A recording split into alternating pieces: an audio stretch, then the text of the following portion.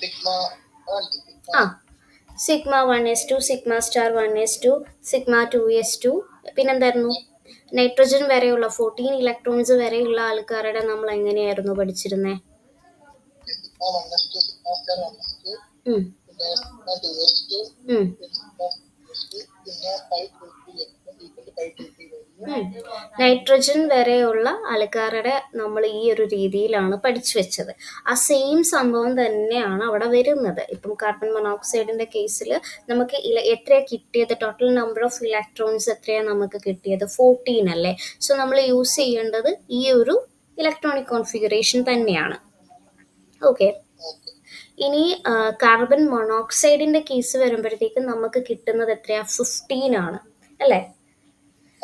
അപ്പൊ 15 ആകുമ്പോഴത്തേക്ക് നമ്മൾ പറഞ്ഞിട്ടുണ്ട് നൈട്രജൻ വരെയോ നൈട്രജന് താഴെയോ വരുന്നുണ്ടെങ്കിൽ നമ്മൾ യൂസ് ചെയ്യേണ്ട ഇലക്ട്രോണിക് കോൺഫിഗറേഷൻ നമ്മളത് ഇവിടെ എഴുതിയിരിക്കുന്നത് ഇതാണ്. ബട്ട് 14 നമ്മുടെ ഇലക്ട്രോൺസ് 14 മേലെയാണ് വരുന്നതെന്നുണ്ടെങ്കിലോ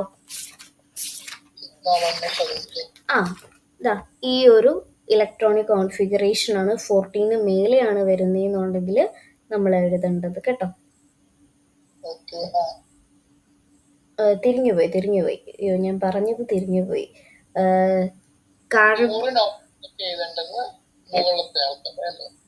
നൈട്രജൻ വരെയുള്ളവരെ നമ്മൾ എഴുതേണ്ടത് ഓർഡർ എന്ന് പറയുന്നത് ഇപ്പം നമ്മൾ കാർബൺ, നൈട്രജൻ അങ്ങനെയുള്ള അത്രയും ആൾക്കാരെ നമ്മൾ എഴുതേണ്ടത് ഈ ഇലക്ട്രോണിക് കോൺഫിഗറേഷനാണ്. 14 വരെ ഉള്ളതോ അല്ലെങ്കിൽ അതിൽ താഴെയുള്ളത് 14 വരെ നമ്മൾ ഇലക്ട്രോൺസ് വരികയാണെങ്കിൽ നമ്മൾ എഴുതേണ്ടത് ഈ ഇലക്ട്രോണിക് കോൺഫിഗറേഷനാണ്.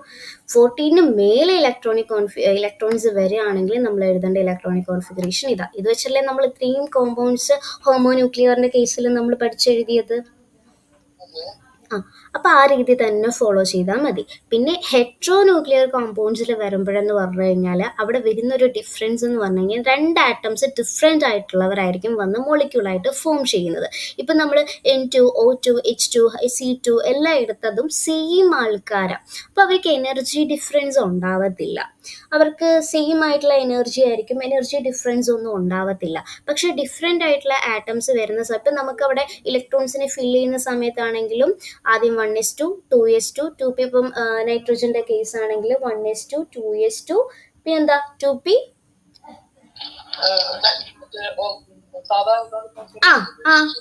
1s2, 2s2, 2p3 അല്ലേ? അപ്പൊ ആ പി ഓർബിറ്റൽ 2p3. അപ്പൊ നൈട്രജൻ 2 നൈട്രജൻ ആവുള്ള. ഒരു നൈട്രജന്റെ ആൾക്കാരെയാണ് നമ്മൾ ഇവിടെ എഴുതുന്നത്, ഒരു നൈട്രജന്റെ ആൾക്കാരെയാണ് നമ്മൾ ഇവിടെ എഴുതുന്നത്. 2 നൈട്രജൻ കമ്പൈൻ ചെയ്താൽ അങ്ങനെയല്ല നമ്മൾ ഇലക്ട്രോണിക് കോൺഫിഗറേഷൻ എഴുതുന്നേ.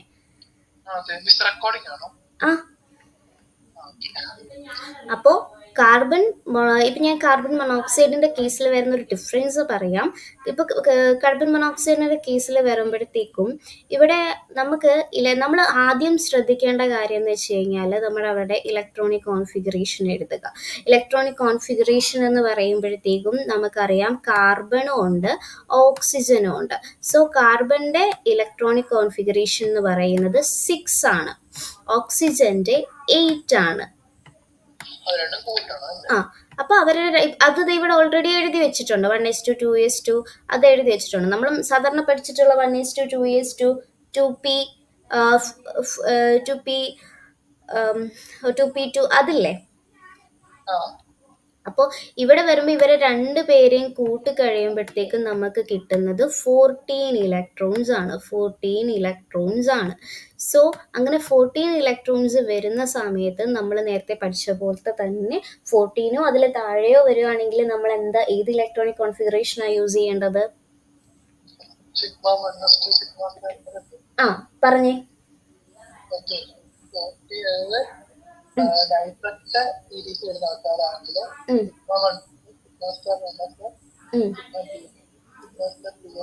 π2px2, π2py2 അതാണ് ഇലക്ട്രോണിക്. π2py2 പിന്നെ സിഗ്മ 2pz2 ഇതാണ് ഇലക്ട്രോണിക് കോൺഫിഗറേഷൻ വരുന്നത്.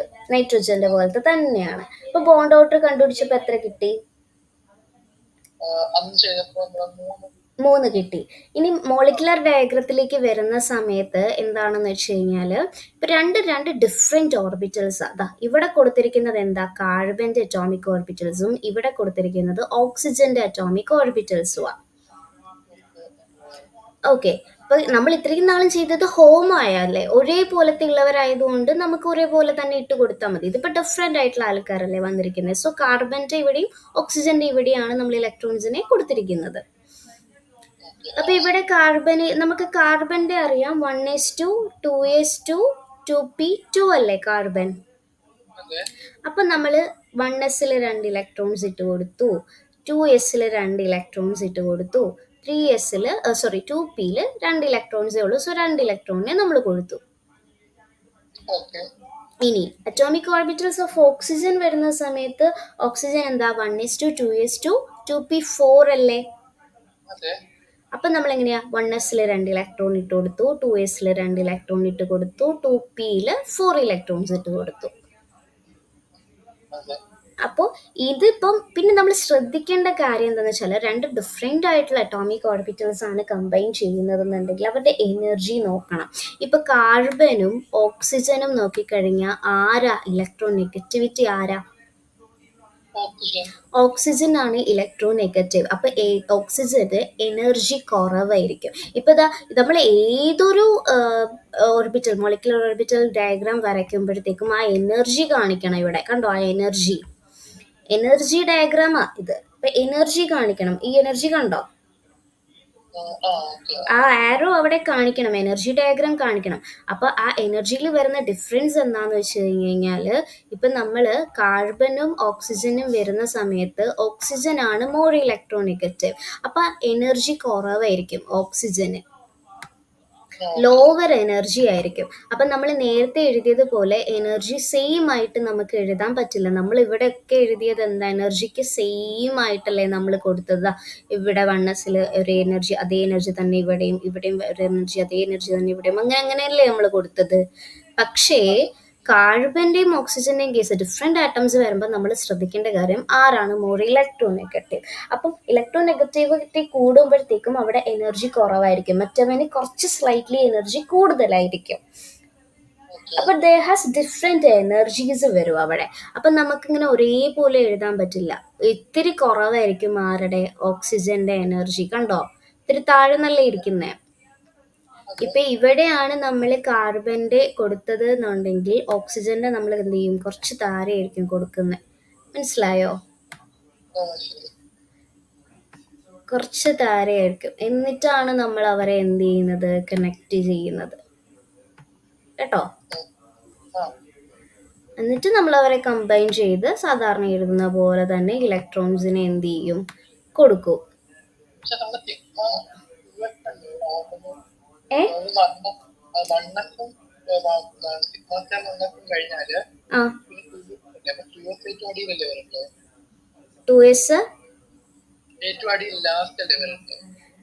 ഏറ്റവും അടിയിൽ 1s അല്ലേ വരുന്നത്, 1s കഴിഞ്ഞിട്ട് 2s പിന്നെയല്ലേ 2p എഴുതുന്നേ. ആ ഇവിടെ ഇപ്പൊ അവരെ കണക്ട് ചെയ്തൊന്ന് വരച്ചു എന്നേ ഉള്ളൂ. ഇപ്പം അല്ലാതെ ആണെങ്കിലും ഇപ്പൊ നമ്മൾ നേരത്തെ വരച്ച പോലെ തന്നെ വരയ്ക്കാം, ഒരു പ്രശ്നവും ഇല്ല. ആ എനർജി ഡിഫറൻസ് ഒന്ന് കാണിക്കണം, അത് മസ്റ്റാ. ഒരേപോലത്തെ എനർജി അല്ല അവർക്കുള്ളത്. കാരണം ഓക്സിജൻ എന്താ കുറച്ചുകൂടെ ഇലക്ട്രോ നെഗറ്റീവ് ആണ് ആസ് കമ്പയർഡ് ടു കാർബൺ. അപ്പം നമുക്ക് അവരെ ഒരേ എനർജി ലെവലിൽ വരയ്ക്കാൻ പറ്റത്തില്ല. കണ്ടോ, കാർബന്റെ കുറച്ച് മേലെ ഇരിക്കുന്നത്, ഓക്സിജന്റെ സ്ലൈറ്റ്ലി ഡിഫറൻസ് ഉണ്ട് എനർജിക്ക്, കുറച്ച് ലോവർ എനർജിയാ. കാരണം ഇലക്ട്രോ നെഗറ്റിവിറ്റി കൂടുന്ന ആൾക്ക് ലോവർ എനർജിയും മറ്റേ ആൾക്ക് ഇലക്ട്രോ നെഗറ്റിവിറ്റി കുറവുള്ള ആൾക്ക് എന്തായിരിക്കും, ഹയർ എനർജിയും ആയിരിക്കും. മനസ്സിലായോ? അതേ ഉള്ളൂ ഒരു ഡിഫറൻസ്, ബാക്കിയെല്ലാം സെയിം പോലെ തന്നെയാണ്. എന്തെങ്കിലും ഡൗട്ട് ഉണ്ടോ? അപ്പോൾ നമ്മൾ ഇപ്പോൾ ആദ്യം 1s വരയ്ക്കുക, പിന്നെ 2s വരയ്ക്കുക, പിന്നെ 2p വരച്ചാൽ മതി. ഇപ്പം നമ്മളിത് എനർജി ഡയഗ്രാം വരയ്ക്കുമ്പോഴത്തേക്കാണെങ്കിലും ഇപ്പം ഇവിടുത്തെ കൊടുത്തിരിക്കുന്ന എനർജി ഡയഗ്രാം എന്ന് പറയുന്നത് ഈ ഇലക്ട്രോണിക് കോൺഫിഗറേഷൻ അനുസരിച്ചിട്ടാണ്. കണ്ടോ, അപ്പൊ സിഗ്മ 2p(z) ആണ് ഇവിടെ വന്നിരിക്കുന്നത്. ശരിക്കും നമ്മൾ പഠിച്ച ഇലക്ട്രോണിക് കോൺഫിഗറേഷൻ വെച്ചിട്ട് എന്താണ് വരേണ്ടത് അവിടെ, π2px2 π2py2 കഴിഞ്ഞിട്ടല്ലേ സിഗ്മ 2pz2 വരേണ്ടത്. അപ്പം നമുക്ക് 3p ഓർബിറ്റൽ എങ്ങനെയായിരിക്കും, സോറി 2p ഓർബിറ്റൽ അപ്പം എങ്ങനെയായിരിക്കും 3sൽ അതനുസരിച്ചാണെങ്കിൽ കിട്ടേണ്ടത്? ഇപ്പം ഞാൻ 2pന്റെ മാത്രം ഒന്ന് വരച്ച് കാണിക്കാം. 2pയിൽ 3 ഓർബിറ്റലാണ് ഉള്ളത്. ഇത് കാർബന്റെ, ഇത് ഓക്സിജന്റെ. കുറച്ച് താഴത്തേക്ക് വരയ്ക്കണം കേട്ടോ, കാരണം ഓക്സിജന് ലോവർ എനർജിയാണ്. കാരണം ഇലക്ട്രോൺ നെഗറ്റിവിറ്റി കൂടുതലുള്ള ആളാണ്. അപ്പോഴത്തേക്ക് എന്താ, ലോവർ എനർജി ആയിരിക്കും വരുന്നത്. നമ്മൾ കുറച്ച് ഒരേപോലത്തെ എനർജി അല്ല അവർക്കുള്ളത്, സ്ലൈറ്റ്ലി ഡിഫറൻസ് ഉണ്ട്. സോ അതിനനുസരിച്ച് കുറച്ച് താഴത്തേക്ക് മാറ്റി വരയ്ക്കണം കേട്ടോ. അതാണ് ഇവിടെ ശ്രദ്ധിക്കേണ്ട കാര്യം. ഇപ്പൊ പി ഓർബിറ്റല് നമ്മുടെ കാർബണിൽ എത്ര ഇലക്ട്രോൺസ് ഉണ്ട്? പി ഓർബിറ്റലില് 2 ഇലക്ട്രോൺസ് ആണ് ഉള്ളത്. 2pxലും 2pyയിലും 2 ഇലക്ട്രോൺസ്. ഓക്സിജനിലേക്ക് വരുമ്പോഴത്തേക്കോ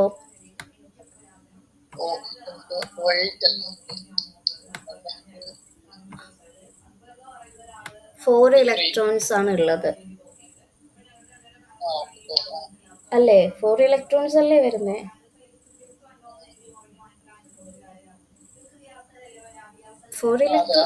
ഫോർ ഇലക്ട്രോൺസ് ആണ് വരുന്നത്. 1s2 2s2 2p4 അല്ലേ 8 എന്ന് വരുമ്പം. അപ്പൊ അതാണ് ഇവിടെ വരച്ചിരിക്കുന്നത്. എന്നിട്ട് നമ്മൾ എന്ത് ചെയ്യാം, ആദ്യം സിഗ്മ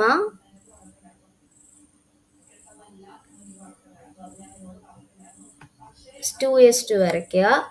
സിഗ്മ 2s2ൽ സിഗ്മ 2pz2 വരയ്ക്കുക. സിഗ്മ 2pz2ൽ എത്ര ഇലക്ട്രോൺസ്? 2 ഇലക്ട്രോൺസ്.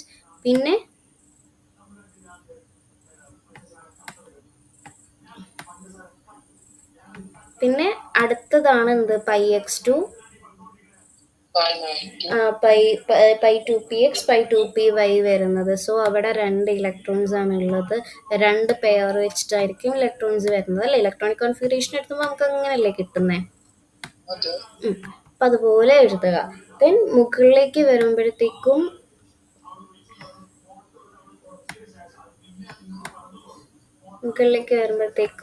എത്രയാ ഇവിടെ? ഇലക്ട്രോൺസ് ഉണ്ടോ? ഇലക്ട്രോൺസ് ഇല്ല. ഇങ്ങനെയായിരിക്കും 2pയിലെ ഡയഗ്രാം നമ്മുടെ ഇലക്ട്രോണിക് കോൺഫിഗറേഷൻ വെച്ച് വരയ്ക്കുമ്പോൾ കിട്ടുന്നത് കേട്ടോ. ഇപ്പൊ ടെക്സ്റ്റ് ബുക്കിൽ എന്താണ് അങ്ങനെയെന്നുള്ളത് എനിക്ക് മനസ്സിലായില്ല. അതൊന്ന് ചോദിക്കണം കേട്ടോ, നാളെ തന്നെ ചോദിക്കണം.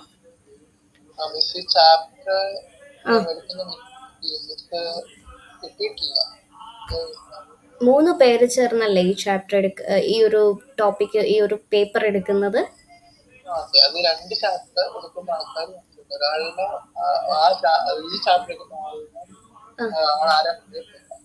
അറിയത്തില്ല.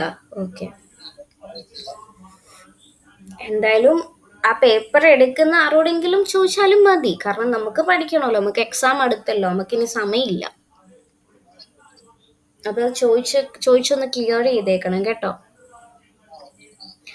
ഇനി അടുത്തത് നൈട്രിക് ഓക്സൈഡിന്റെ കേസും ഈ പറഞ്ഞ പോലെ തന്നെയാണ്. നൈട്രിക് ഓക്സൈഡ്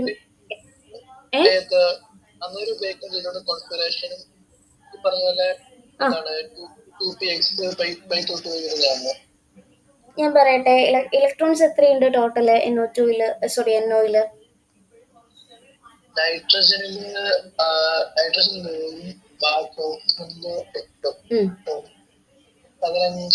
പതിനഞ്ച് ആവുമ്പോഴത്തേക്കും ഏത് ഇലക്ട്രോണിക് കോൺഫിഗറേഷൻ എടുക്കേണ്ടത്?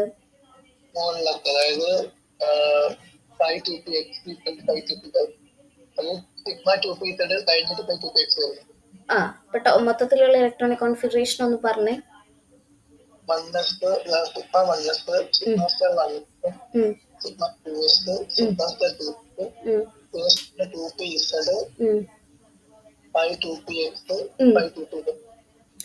അങ്ങനെയാണ് വരുന്നത്. ഇനി എന്നോട് വേഗം ഒന്ന് ഇതുപോലെ ഒന്ന് ചെയ്തേ. മോളിക്കുലർ ഡയഗ്രാം അപ്പൊ അറിയാലോ, ഞാൻ പറയാതെ തന്നെ ഏതാണ് വരയ്ക്കേണ്ടതെന്ന്. വരച്ചേ, എന്നിട്ട് പറഞ്ഞേ. വേഗം ആയിക്കോട്ടെ കേട്ടോ. എന്നിട്ട് നമുക്ക് തേർഡ് ചാപ്റ്റർ സ്റ്റാർട്ട് ചെയ്യേണ്ടതാണ്.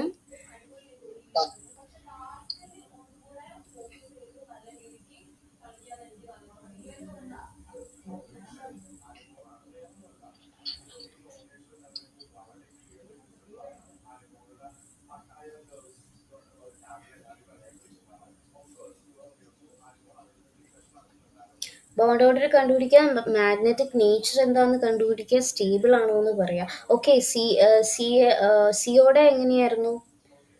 എന്ത് ബോണ്ട് ഓർഡറോ? ആ, ബോണ്ട് ഓർഡർ എത്രയായിരുന്നു? സിയോടെ ബോണ്ട് ഓർഡർ നോക്കിയില്ല, നോക്കിട്ടല്ലേ. ആ, എന്നിട്ട് സ്റ്റേബിൾ ആണോ പറയുക, ഏത് നേച്ചർ ആണോ എന്ന് പറയുക. ആ ഏത് നേച്ചർ ആണെന്ന് ഇപ്പൊ മോളിക്കുലർ ഡയഗ്രാം വരച്ചപ്പോൾ മനസ്സിലായിട്ടുണ്ടാവുമല്ലോ. ഏത് നേച്ചറാ സിയോന്റെ? ആ ഡയമagnetic. ആ മറ്റേ 10-4 അല്ലേ ആ വരുന്നത്? ഉം. 10-4. ഓക്കെ, 3. ആ സിയോന്റെ അല്ലേ ചോദിച്ചത്? സിയോന്റെ. ആ,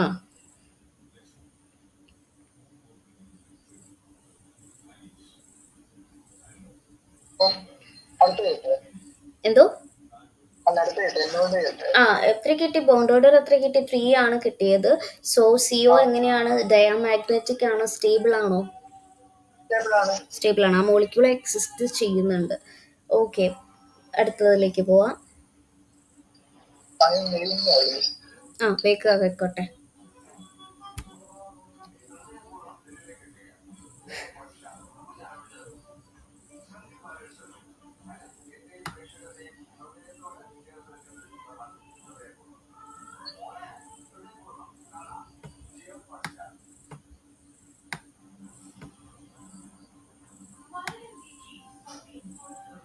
ലോവർ എനർജി കാണിക്കണം, ഡിഫറെൻ്റ് ആയിട്ടുള്ള മോളിക്യൂൾസിൻ്റെ വരയ്ക്കാനാണ് ചോദിക്കുന്നത് എന്നുണ്ടെങ്കിൽ, മോളിക്കുലർ ഓർബിറ്റൽ ഡയഗ്രാം വരയ്ക്കുന്നത് ചോദിക്കുന്നുണ്ടെങ്കിൽ ഇലക്ട്രോനെഗറ്റിവിറ്റി ആർക്കാണെന്ന് നോക്കുക. ഇലക്ട്രോനെഗറ്റിവിറ്റി കൂടുതലുള്ള ആൾക്ക് എനർജി കുറവായിരിക്കും. അപ്പോൾ കുറച്ച് സ്ലൈറ്റ്ലി ഡിഫറെൻ്റ് ആയിട്ടുള്ള രീതിയിൽ വരയ്ക്കാൻ പാടുള്ളൂ, അല്ലാതെ ഒരേ രീതിയിൽ വരച്ച് വെക്കരുത്. നമ്മൾ നേരത്തെ വരച്ച പോലെ ഹോമോന്യൂക്ലിയർ മോളിക്യൂൾസ് ആകുമ്പോഴത്തേക്ക് അവർ സെയിം ആൾക്കാരാണ്. സോ അവർക്ക് സെയിം എനർജി, അപ്പം നമുക്ക് ഒരുപോലെ വരയ്ക്കാം. ഡിഫറെൻ്റ് ആയിട്ടുള്ള ആൾക്കാർ വരുമ്പോൾ നമ്മൾ ആദ്യം ശ്രദ്ധിക്കേണ്ടത് മോളിക്കുലർ എനർജി ഡയഗ്രാം വരയ്ക്കുന്ന സമയത്ത് ആരാണ് ഇലക്ട്രോ നെഗറ്റീവ് എന്ന് നോക്കുക. ഇലക്ട്രോ നെഗറ്റീവ് ആകുന്ന ആൾക്ക് ലോവർ എനർജി ആയിരിക്കും. അപ്പോൾ കുറച്ച് താഴ്ത്തിയിട്ട് വേണം വരയ്ക്കാൻ കേട്ടോ, അത് എപ്പോഴും ഓർത്തിരിക്കണം.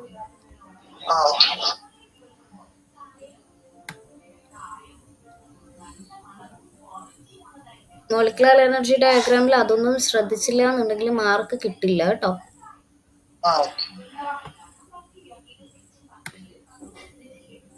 പറയട്ടെ.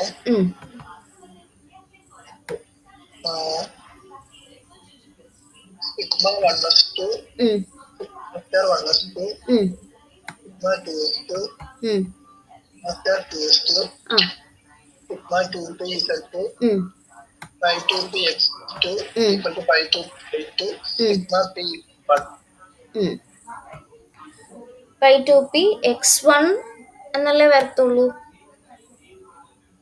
അല്ല, മൊത്തം 15 വരെ വേണ്ടേ? Sigma 1s2, sigma star 1s2, sigma 2s2, sigma star 2s2, sigma 2p z2, pi 2p x2, pi 2p y2, then അല്ല, മൊത്തം 15 വരെ വേണ്ടേ? അപ്പം 15 ആയോ? സിഗ്മ pz1 ആവുമ്പോൾ 15 ആവുമല്ലോ. ഒന്നുകൂടെ പറഞ്ഞേ. Sigma 1s2, sigma star 1s2, sigma 2s2, sigma star 2s2, sigma 2pz, അത്രയും 2. pi 2px2 equal to pi 2p2. Sigma pz2pz1. Sigma 2pz1 sigma pz1. pz 2px1 അല്ലെങ്കിൽ 2py1 അതല്ലേ വരത്തുള്ളൂ. 2pz1 അല്ലല്ലോ, അങ്ങനൊന്നും ഇല്ലല്ലോ. Pi star 2. ഇലക്ട്രോണിക് കോൺഫിഗറേഷൻ തെറ്റിച്ച് വെച്ചാ പിന്നെ നോക്കണ്ട കേട്ടോ. ഇലക്ട്രോണിക് കോൺഫിഗറേഷൻ വെച്ചാണ് നമ്മൾ മോളിക്കുലർ ഡയഗ്രാം വരയ്ക്കുന്നത്. ഇലക്ട്രോണിക് കോൺഫിഗറേഷൻ തന്നെ തെറ്റിച്ച് വെച്ച് കഴിഞ്ഞാൽ പിന്നെ ഒരു മാർക്കും കിട്ടാൻ പോണില്ല. ശ്രദ്ധിച്ച് വരയ്ക്കണം, ശ്രദ്ധിച്ച് ഇലക്ട്രോണിക് കോൺഫിഗറേഷൻ എഴുതണം. അല്ല, pi star 2px pi star 2py അല്ലേ? അപ്പൊ അവിടെ ഒരു ഇലക്ട്രോണിന്റെ കുറവല്ലേ ഉള്ളൂ. ഒരു ഇലക്ട്രോൺ അല്ലേ വരുന്നുള്ളൂ അവിടെ. അതെ, അപ്പൊ അങ്ങനെ ആകുമ്പോ 5 സ്റ്റാർ 2px1. 5 സ്റ്റാർ 2p എക്സിലോ വൈയിലോ നമുക്ക് ഇട്ട് കൊടുക്കാം. നമ്മൾ നോർമലി എക്സിൽ ആദ്യമുള്ള ആളെയല്ലേ നമ്മൾ ഇടത്തുള്ളൂ. അപ്പൊ എക്സിൽ ഇട്ട് കൊടുക്കാം ഇലക്ട്രോൺ. എക്സിൽ ഇട്ടാലും ബിയിൽ ഇട്ടാലും കുഴപ്പമില്ല. സോറി, എക്സിൽ ഇട്ടാലും വൈയിൽ ഇട്ടാലും കുഴപ്പമില്ല. വരച്ചോ? ഇല്ല. വേഗം വരയ്ക്ക്. അത് ശരി, ഇലക്ട്രോണിക് കോൺഫിഗറേഷൻ എഴുതാനാണോ ഇത്രയും സമയം എടുത്തത്? വേഗം ആവട്ടെ.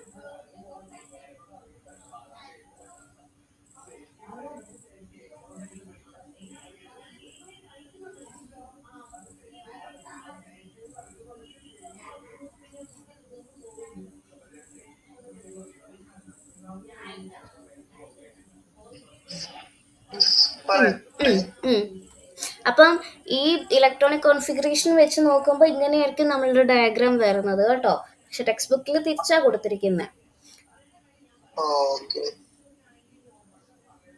അപ്പൊ ഇപ്പൊ ശ്രദ്ധിച്ചില്ലേ ടെക്സ്റ്റ് ബുക്കിൽ എന്താ കിടന്നേന്ന്?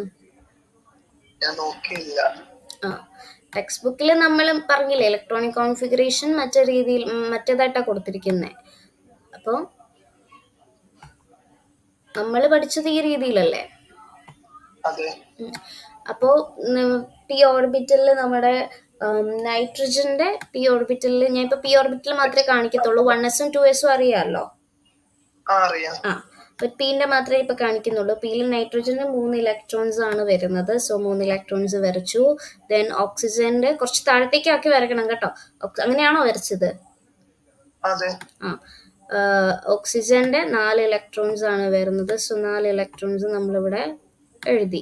ഇനി അത് കമ്പൈൻ ചെയ്ത് വരുന്ന സമയത്ത് കമ്പൈൻ ചെയ്യുമ്പോഴത്തേക്കും സിഗ്മ 2p ഈ ഇസഡിൽ എത്ര ഇലക്ട്രോൺസ് വരും? 2 ഇലക്ട്രോൺസ് വരും. ഇത് സിഗ്മ 2p ഇസഡ് ആണ്.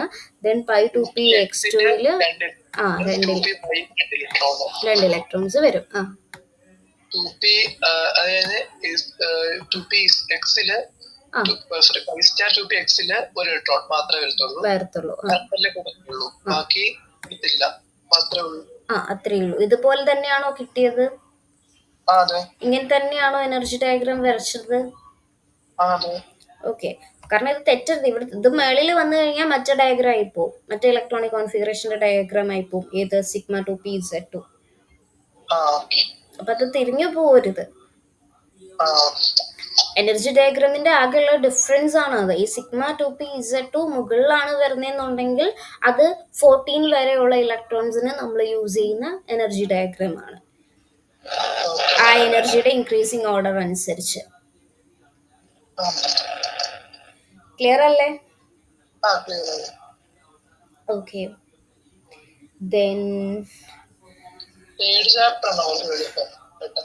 പെട്ടെന്ന് എളുപ്പമൊന്നല്ല. ഞാനിപ്പോ നോക്കിയപ്പോ വിചാരിച്ചു 3rd ചാപ്റ്റർ തുടങ്ങാന്ന് വിചാരിച്ചു. 2nd ചാപ്റ്ററിനെക്കാളും നോക്കിയപ്പം 3rd ചാപ്റ്റർ തുടങ്ങാന്ന് വിചാരിച്ചു. എളുപ്പമെന്ന് വിചാരിച്ചു തുടങ്ങിയതല്ല. 2nd ചാപ്റ്റർ തന്നെ തുടങ്ങാന്നാണ് കരുതിയത്. പിന്നെ നോക്കിയപ്പം 3rd ചാപ്റ്റർ തുടങ്ങാന്ന് വിചാരിച്ചു. അങ്ങനെ ജസ്റ്റ് തുടങ്ങാന്ന് ഓർത്തത്. അപ്പം നമുക്ക് ഇപ്പം മോളിക്കുലർ ഓർബിറ്റൽ കെമിക്കൽ ബോണ്ടിങ് കഴിഞ്ഞു. കെമിക്കൽ ബോണ്ടിങ്ങിന് ഇനി എന്തെങ്കിലും ഡൗട്ട്സ് എന്തെങ്കിലും ഉണ്ടോ? Okay, so moving on to the എന്തോ നോട്ട് ഞാൻ റെഡിയാക്കുന്നില്ല. ഞാൻ വിചാരിച്ചു എല്ലാം കൂടെ ഒരുമിച്ച് തരാം. ലൈക്ക് ഇപ്പം കുറച്ച് തരാം. ഇനിയിപ്പോൾ ഫസ്റ്റ് ചാപ്റ്റർ കഴിഞ്ഞില്ലേ? സോ ഫസ്റ്റ് ചാപ്റ്ററിന്റെ ഒരുമിച്ചുള്ള നോട്ട്സ് തരാം. അപ്പം ഞാനത് പതിയെ റെഡിയാക്കിക്കൊണ്ടിരിക്കുക. ഞാൻ അല്ലെങ്കിലും നമ്മൾ ടെക്സ്റ്റ് ബുക്കിലുള്ള പോയിന്റ്സ് ആക്കിയാണ് നോട്ട് തരുന്നത്. ആ ഷോർട്ട് നോട്ട് പോരെ? ആ എക്സാം കുഴപ്പമില്ല. ഏ അല്ല എക്സാം പോയിന്റ് ആണെങ്കിലും കുഴപ്പമില്ല. ആ എക്സാം പോയിന്റ് എന്ന് ഉദ്ദേശിക്കുന്നത് എന്താ? എക്സാം എഴുതുന്ന പേപ്പറിൽ നോട്ട് കിട്ടുമോ? എക്സാം എഴുതുമ്പോൾ ഉപയോഗിക്കുന്ന നോട്ട് എന്ന് വെച്ച് കഴിഞ്ഞാൽ മനസ്സിലായില്ല. എന്നുവെച്ചാൽ നമ്മൾ പഠിക്കുന്ന നോട്ട്. അത് തന്നെയല്ലേ, ലൈക്ക് ഷോർട്ട് നോട്ടല്ലേ ഉദ്ദേശിച്ചേ? ആ ഷോർട്ട് നോട്ടോ അതിന്റെ ആരും ലാർജ് ആണെങ്കിലും കുഴപ്പമില്ല. ഓക്കെ. അപ്പോൾ D block elements, D and F block elements ആണ് നമ്മളിപ്പോൾ പഠിക്കാൻ പോകുന്നത്. ഡി എഫ് ബ്ലോക്ക് അടുത്ത ചാപ്റ്ററിലാണ്. ഇപ്പോൾ നമ്മൾ പഠിക്കുന്നത് D block elements and coordination compounds. So D block elements എന്ന് പറഞ്ഞു കഴിഞ്ഞാൽ നമ്മൾ ചെറിയ ക്ലാസ്സിൽ, ഐ മീൻ +1 തോന്നുന്നു നമ്മൾ പഠിച്ചിട്ടുണ്ട്.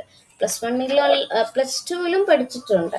അപ്പം എന്തറിയാം ഡി ബ്ലോക്ക് എലമെന്റ്സിനെ പറ്റി? ഡി ബ്ലോക്ക് എലമെന്റ്സ് എന്താ? Transition metal. D block elements എന്ന് പറയുമ്പം ഏതൊക്കെ ഗ്രൂപ്പാണ് ഡി ബ്ലോക്ക് എലമെന്റ്സിൽ വരുന്നത്? ഗ്രൂപ്പ് നമ്പർ 3 തൊട്ട് ഗ്രൂപ്പ് നമ്പർ 12 വരെ വരുന്ന ഈ ഗ്രൂപ്പിലുള്ള എലമെന്റുകളെയാണ് നമ്മൾ ഡി ബ്ലോക്ക് എലമെന്റ്സ് അല്ലെങ്കിൽ ട്രാൻസിഷൻ എലമെന്റ്സ് എന്ന് പറയുന്നത്. ഗ്രൂപ്പ് 3 ഇപ്പോൾ ഗ്രൂപ്പ് നമ്പർ 3 തൊട്ട് ഗ്രൂപ്പ് നമ്പർ 12 വരെ. അതാണ് ടേബിൾ ഇവിടെ കൊടുത്തിട്ടുണ്ട്. അതാണ് എന്ത് ഡി ബ്ലോക്ക് എലമെന്റ്സ് എന്ന് പറയുന്നത്. ഇവർക്ക് 3 സീരീസ് ആയിട്ടാണ് ഉള്ളത്. ഈ ഫസ്റ്റ് സീരീസിനെ നമ്മൾ 3D സീരീസ് എന്ന് വിളിക്കും. ഈ സെക്കൻഡ് സീരീസിനെ നമ്മൾ 4D സീരീസ് എന്ന് വിളിക്കും. ഇവർ 5D സീരീസാണ്. ഇപ്പം ഗ്രൂപ്പ് 3 തൊട്ട് ഗ്രൂപ്പ് 12 വരെയുള്ളവരെയാണ് നമ്മൾ എന്തെന്ന് പറയുന്നത്? ഡി ബ്ലോക്ക് എലമെന്റ്സ് എന്ന് പറയുന്നത്. അപ്പോൾ ഇവരുടെ ലാസ്റ്റ് എന്തുകൊണ്ടാണ് അവർ ഡി ബ്ലോക്ക് എലമെന്റ്സ് എന്ന് പറയുന്നത്? എന്തുകൊണ്ടാണ്? അതായത് ഓരോ എലമെന്റ്സിന്റെ നമ്മൾ അറ്റോമിക് നമ്പർ വെച്ചിട്ട് അവരുടെ ഇലക്ട്രോണിക് കോൺഫിഗറേഷൻ എഴുതുന്ന സമയത്ത് അവരുടെ ലാസ്റ്റ് ഇലക്ട്രോൺ ഏത് ഷെല്ലിലാണോ വന്ന് കയറുന്നത് അത് ഡി സബ് ഷെല്ലിലാണ്. അപ്പൊ ഡി ബ്ലോക്ക് എലമെന്റ്സിന്റെ ആണെങ്കിൽ അവന്റെ last electron enters into D sub shell. അപ്പം അതാണ് അതുകൊണ്ടാണ് നമ്മൾ അവരെ ഡി ബ്ലോക്ക് എലമെന്റ്സ് എന്ന് വിളിക്കുന്നത്. പിന്നെ ഡി ബ്ലോക്ക് എലമെന്റ്സിന്റെ ഒരു കാര്യം എന്ന് വെച്ച് കഴിഞ്ഞാൽ ഇപ്പൊ ലാസ്റ്റ് ഇലക്ട്രോൺ എൻറ്റർ ചെയ്യുന്നത് ഡി സബ് ഷെൽ എന്ന് പറയുമ്പോൾ അത് അവരുടെ പെനൽറ്റിമേറ്റ് ഷെല്ല, അതായത് ഡി സബ് ഷെല്ലിന്റെ ഉള്ളിലുള്ള ഒരു ഷെല്ല. മനസ്സിലായോ? അതായത് ഇപ്പം ഈ ഡി ബ്ലോക്ക് എലമെന്റ്സിന്റെ ഇപ്പം ഇത് ന്യൂക്ലിയസ് ആണെന്ന് ഇരിക്കട്ടെ, ന്യൂക്ലിയസ്. എന്നിട്ട് ഇതിപ്പം അവരുടെ ലാസ്റ്റ് ഷെല്ല, അതായത് വാലൻസ് ഷെല്ല. വാലൻസ് ഷെല്ലിന്റെ ഉള്ളിൽ എന്തുണ്ടാവും? ഒരു ഷെല്ല് ഉണ്ടാവും. ആ വാലൻസ് ഷെല്ലിന്റെ ഉള്ളിലുള്ള ഷെല്ലിനെയാണ് നമ്മൾ എന്തെന്ന് പറയുന്നത്? N-1 എന്നാണ് അതിനെ പറയുന്നത്. അതായത് പെനൽറ്റിമേറ്റ് ഷെൽ എന്നാണ് മീൻ ചെയ്യുന്നത്. ഓക്കെ, ക്ലിയർ അല്ലേ? ഇത്രയും കാര്യം ക്ലിയർ അല്ലേ? അപ്പം ഡി അല്ലെങ്കിൽ എഫ് സബ് ഷെല്ലിന്റെ ഭാഗമായിട്ട് ഇപ്പൊ പാർഷ്യലി ഫിൽഡ് ഓർബിറ്റലുകളുള്ള കോമ്പൗണ്ട്സിലെ എലമെന്റ്സുകളെയാണ് നമ്മൾ ഡി സബ് ഷെല്ല് എന്ന് പറയുന്നത്. ഇപ്പൊ ഡി ബ്ലോക്ക് എലമെന്റ്സ് എന്ന് പറഞ്ഞാൽ, അല്ലെങ്കിൽ അവരെ ട്രാൻസിഷൻ എലമെന്റ്സ് എന്ന് നമ്മൾ പറയും. എഫ് സബ് ഷെല്ല് ഉള്ളവരെയാണ്, എഫ് സബ് ഷെല്ലിലേക്കാണ് ഇലക്ട്രോൺ എലമെന്റ്സ് വരുന്നതെന്നുണ്ടെങ്കിൽ അവരെന്താണ്? അതിന്റെ ഇന്നർ ട്രാൻസിഷൻ എലമെന്റ്സ് എന്നാണ് പറയുന്നത്. കേട്ടോ? അപ്പം എഫ് സബ് ഷെല്ലിന് ബേസിക്കലി ഇന്നർ ട്രാൻസിഷൻ എലമെന്റ്സ് എന്നൊക്കെയാണ് പറഞ്ഞത്. ഇപ്പം ഞാനത് പറഞ്ഞു തരാം. ഇപ്പം ഡി ആൻഡ് എഫ് ബ്ലോക്ക് നമ്മൾ ഒരുമിച്ച് പഠിക്കുന്നുണ്ടാണ് ഞാൻ എഫിൻ്റെയും കൂടെ കാര്യം പറയുന്നത്. ഇപ്പം എഫിലേക്ക് വരുമ്പോൾ നമുക്ക് ആ കാര്യങ്ങൾ പറയും. ഇപ്പം ഡി മാത്രം നമുക്ക് പറഞ്ഞു പോവാം. കാരണം ഇവിടെ ജസ്റ്റ് എഫ് ബ്ലോക്കിന്റെ കാര്യം പറഞ്ഞു പോകുന്നുണ്ട്. അപ്പം അതുകൊണ്ട് ഞാൻ ജസ്റ്റ് പറഞ്ഞതേ ഉള്ളൂ. ഓക്കെ.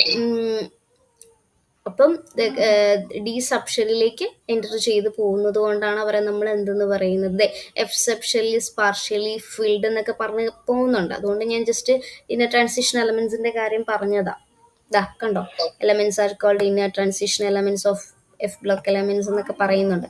അതായത് ഇപ്പൊ ഈ എഫ് ബ്ലോക്ക് എലമെന്റ്സ് എന്ന് പറയുന്നത് ശരിക്കും ഡി ബ്ലോക്കിൽ വരേണ്ട ആൾക്കാരാണ്. അപ്പം ആ പീരിയോഡിക് ടേബിൾ ഓർക്കുന്നുണ്ടോ? ആ അപ്പോൾ പീരിയോഡിക് ടേബിളിൽ എഫ് ബ്ലോക്ക് എലമെന്റ്സിനെ കുറച്ച് മാറ്റിയല്ലേ വെച്ചിരിക്കുന്നേ? അതെ.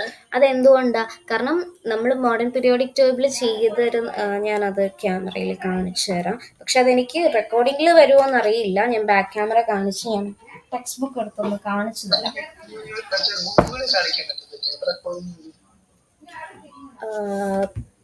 ഗൂഗിളിലേക്ക് പോവാൻ ഒരു മിനിറ്റ്. ഗൂഗിളിലേക്ക് പോകുമ്പം ഇത് മൊത്തം ലെഫ്റ്റായി പോവാൻ ചാൻസ് ഉണ്ട് മേ ബി. ഒരു സെക്കൻഡ്, ഞാനൊന്ന് ട്രൈ ചെയ്യട്ടെ, ഫോണിൽ നോക്കട്ടെ.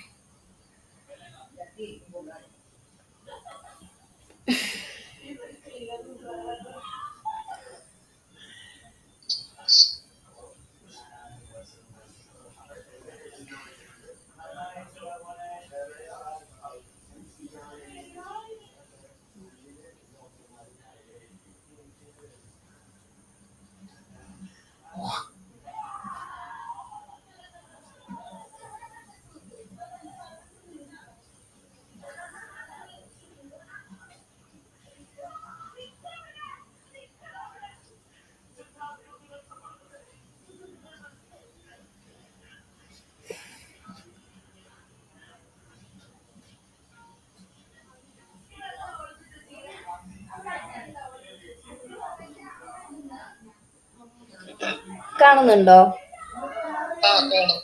ഇപ്പൊ ഇവിടെ കണ്ടോ, എഫ് ബ്ലോക്ക് എലമെന്റ്സ് ആണ് ആ താഴെ കാണിക്കുന്നത്. അതായത് ഈ താഴെ കാണിക്കുന്ന എലമെന്റ്സ് കണ്ടോ, അതാണ് എഫ് ബ്ലോക്ക് എലമെന്റ്സ്. അവർ ശരിക്കും ഈ പറയുന്ന ലാന്തേനിയത്തിന്റെ ഇടയിലാണ് അവർ ശരിക്കും വരേണ്ടിയിരുന്നത്. ഈ ലാന്തനിയം കണ്ടോ, ഈ ലാന്തനിയത്തിന്റെ ഇടയിലാണ്, ഈ ലാന്തനിയത്തിന്റെയും ആക്ടീനിയത്തിന്റെയും ഇടയിൽ ഇരിക്കേണ്ട എലമെന്റ്സ് ആയിരുന്നു ഈ പറയുന്ന എഫ് ബ്ലോക്ക് എലമെന്റ്സ്. പക്ഷേ അവരെ നമുക്ക് ഇവിടെ ഇപ്പോൾ ഒരു മോഡേൺ പീരിയോഡിക് ടേബിളിന്റെ ആ ഒരു ഭംഗി പോകുന്നത് കൊണ്ട് നമ്മൾ അവരെ എന്ത് ചെയ്തു, എടുത്തൊരു വേറൊരു ബ്ലോക്ക് എലമെന്റ്സ് ആക്കി അവരെ താഴേക്ക് വെച്ചതാണ്. അപ്പം അങ്ങനെയാണ് കാര്യം. ശരിക്കും ലാന്തനീയത്തിന്റെയും ആക്ടീനിയത്തിന്റെയും ഇടയിലാണ് അവർ വരേണ്ടിയിരുന്നത്. പക്ഷെ അവരെ നമുക്ക് അവിടെ വെക്കാൻ സ്ഥലമില്ലാത്തതുകൊണ്ട് ഒരു ഭംഗി, നമ്മൾ കാണുമ്പോൾ ഒരു ഭംഗി വേണ്ടേ, സോ ആ ഭംഗിക്ക് വേണ്ടി അവരെ എടുത്ത് താഴേക്ക് ഇട്ടു. അവർ എഫ് ബ്ലോക്ക് എലമെന്റ്സ് എന്ന് നമ്മൾ അവരെ വിളിക്കുന്നു. സോ ഈ ലാന്തനീയത്തിന്റെയും ഹാഫ്നിയത്തിന്റെയും ഇടയിലാണ് ഈ ഇത്രയും ആൾക്കാർ വരേണ്ടിയിരുന്നത്. ഓക്കെ, ആക്ടീനിയത്തിന്റെയും റൂദർഫോർഡിയത്തിന്റെയും ഇടയിലാണ് ഇവർ ഇത്രയും ആൾക്കാർ വരേണ്ടിയിരുന്നത്. അപ്പം അവിടെ ഇടയിൽ വരേണ്ടവരായിരുന്നത് കൊണ്ടാണ് നമ്മൾ അവരെ ഇന്നർ ട്രാൻസിഷൻ എലമെന്റ്സ് എന്ന് വിളിക്കുന്നത്. കാരണം ഇന്നർ ആയിട്ടുള്ള, കാരണം നമ്മൾ എഫ് ബ്ലോക്ക് എലമെന്റ്സിനെ എന്താ പറയുന്നത്, ട്രാൻസിഷൻ എലമെന്റ്സ് എന്നാ. ശരിക്കും ഇവരിവിടെയല്ലേ വരേണ്ടത്. സോറി ഡി ബ്ലോക്ക് എലമെന്റ്സിനെ നമ്മൾ വിളിക്കുന്നത് എന്താ, ട്രാൻസിഷൻ എലമെന്റ്സ് എന്നാ. അപ്പൊ ശരിക്കും ലാന്തനീയത്തിന്റെയും ഹാഫ്നിയത്തിന്റെയും ഇടയിലാണ് ഇവർ ഇത്രയും പേരും വരേണ്ടിയിരുന്നത്. ആ ഫസ്റ്റ് സീരീസ് എഫ് ബ്ലോക്ക് എലമെന്റ്സിന്റെ ആ സീരീസ് വരേണ്ടിയിരുന്നത്. പക്ഷേ ആക്ടീനിയത്തിന്റെയും റൂദർഫോർഡിയത്തിന്റെയും ഇടയിലാണ് ഈ സെക്കൻഡ് ഈ എലമെന്റ്സ് ഫുള്ള് വരേണ്ടിയിരുന്നത്. പക്ഷേ അവരെ ഇറക്കി താഴേക്ക് വെച്ചു. അപ്പം അവിടെ വരാത്തത് കൊണ്ട്, ലൈക്ക് ശരിക്കും അവർ ആ ഡി ബ്ലോക്ക് എലമെന്റ്സിന്റെ ഇടയിൽ വരേണ്ടവരായിരുന്നല്ലോ. അപ്പം ഡി ബ്ലോക്ക് എലമെന്റ്സിനെ വിളിക്കേണ്ടത് ട്രാൻസിഷൻ എലമെന്റ്സ് എന്നാണ്. അപ്പൊ ഇവരവിടെ ഇടയ്ക്ക് വരേണ്ടവരായിരുന്നത് കൊണ്ട് അവരെ എന്താണ്, ഇന്നർ ട്രാൻസിഷൻ എലമെന്റ്സ് എന്നാണ് വിളിക്കുന്നത്. ക്ലിയർ ആയോ? അപ്പൊ അതാണ് കാര്യം. അപ്പൊ നമ്മളുടെ ഇന്നർ ട്രാൻസിഷൻ എലമെന്റ്സ് എന്ന് വിളിക്കാൻ കാര്യം എന്താണെന്ന് ഇപ്പൊ മനസ്സിലായോ? ക്ലിയർ ആയി എന്ന് ഞാൻ വിചാരിക്കുന്നു.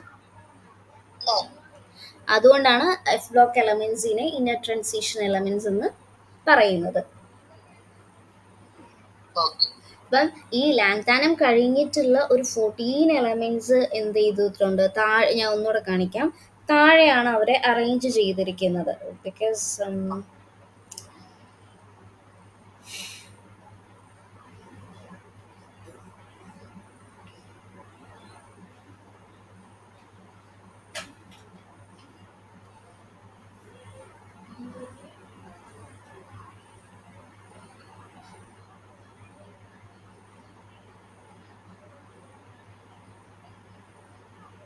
കണ്ടോ ഈ ലാന്താനം കഴിഞ്ഞിട്ടുള്ള ഇന്നർ ട്രാൻസിഷൻ എലമെന്റ്സിനെ ദാ ഇവിടെ കാണുന്നുണ്ടോ? ലാന്താനം കഴിഞ്ഞിട്ടുള്ള ഈ ഒരു 14 എലമെന്റ്സ് താഴെയാണ് അറേഞ്ച് ചെയ്തിരിക്കുന്നത്. അതേപോലെ തന്നെ ആക്ടീനിയം കഴിഞ്ഞിട്ടുള്ളത് ഈ ഒരു 14 എലമെന്റ്സ് താഴെയാണ് അറേഞ്ച് ചെയ്തിരിക്കുന്നത്. എന്നിട്ട് ഇവരെ നമ്മളെ ഒരു പേരും വിളിച്ചു, അതാണ് F block elements. So F block എന്ന് പറയണമെങ്കിൽ ഇവരുടെ അവസാനത്തെ ഇലക്ട്രോൺ എവിടെയാകും ഫില്ലാവുക? എഫ് സബ് ഷെല്ലിലായിരിക്കും, അല്ലെങ്കിൽ ആന്റി പെനൽറ്റിമേറ്റ് ഷെല്ലിലായിരിക്കും. ആന്റി പെനൽറ്റിമേറ്റ് ഷെൽ എന്ന് പറഞ്ഞാൽ എന്താ? ബാലൻസ് ഷെല്ലിന്റെ ഉള്ളിലുള്ള ആളെയാണ് നമ്മൾ എന്തെന്ന് പറയുന്നത്? Penultimate shell. അപ്പൊ പെനൽറ്റിമേറ്റ് ഷെല്ലിന്റെയും ഉള്ളിലുള്ള ആളാണ് ആന്റി പെനൽറ്റിമേറ്റ് ഷെല്ല് എന്ന് പറയുന്നത്. മനസ്സിലായോ? അപ്പൊ എന്തിനാണ് ഇങ്ങനെ എലിമെന്റുകളെ ഇങ്ങനെ താഴത്തേക്ക് ആക്കി വെച്ചതെന്ന് വെച്ച് കഴിഞ്ഞാല് ജസ്റ്റ് ഒരു ഭംഗി. ഞാൻ നേരത്തെ പറഞ്ഞ പോലെ നമുക്ക് കാണുമ്പോ എന്താണ്, ഒരു ഭംഗിക്ക് വേണ്ടിയിട്ട് വെച്ചതാണ്. ഓക്കെ.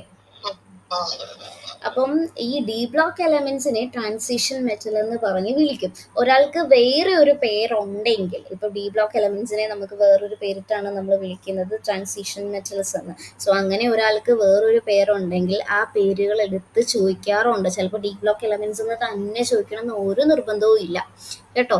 ചിലപ്പോൾ ട്രാൻസിഷൻ മെറ്റൽസ് എന്നൊക്കെ ചോദിച്ചായിരിക്കും, ട്രാൻസിഷൻ എലമെന്റ്സ് എന്നൊക്കെ ചോദിച്ചായിരിക്കും ക്വസ്റ്റ്യൻസ് വരുന്നുണ്ടാവുക. അപ്പോൾ അയ്യോ ഇത് ഏതാ ഞാൻ പഠിച്ചിട്ടില്ലല്ലോ എന്ന് ചിന്തിക്കരുത്. മനസ്സിലായോ? ചിലപ്പം നമ്മൾ വിചാരിക്കുന്ന പോലെ ചിലപ്പം ഈ പേരിൽ തന്നെ ചോദിക്കണം എന്ന് ഒരു നിർബന്ധവും ഇല്ല. അവർക്ക് ഇഷ്ടമുള്ള പേരിൽ ചോദിക്കാം. ട്രാൻസിഷൻ എലമെന്റ്സ് എന്നൊക്കെ പറഞ്ഞാണ് ചോദിക്കുന്നതെന്നുണ്ടെങ്കിൽ ഞാനിത് പഠിച്ചിട്ടില്ല, എനിക്കറിയില്ല എന്ന് വിചാരിക്കരുത് കേട്ടോ.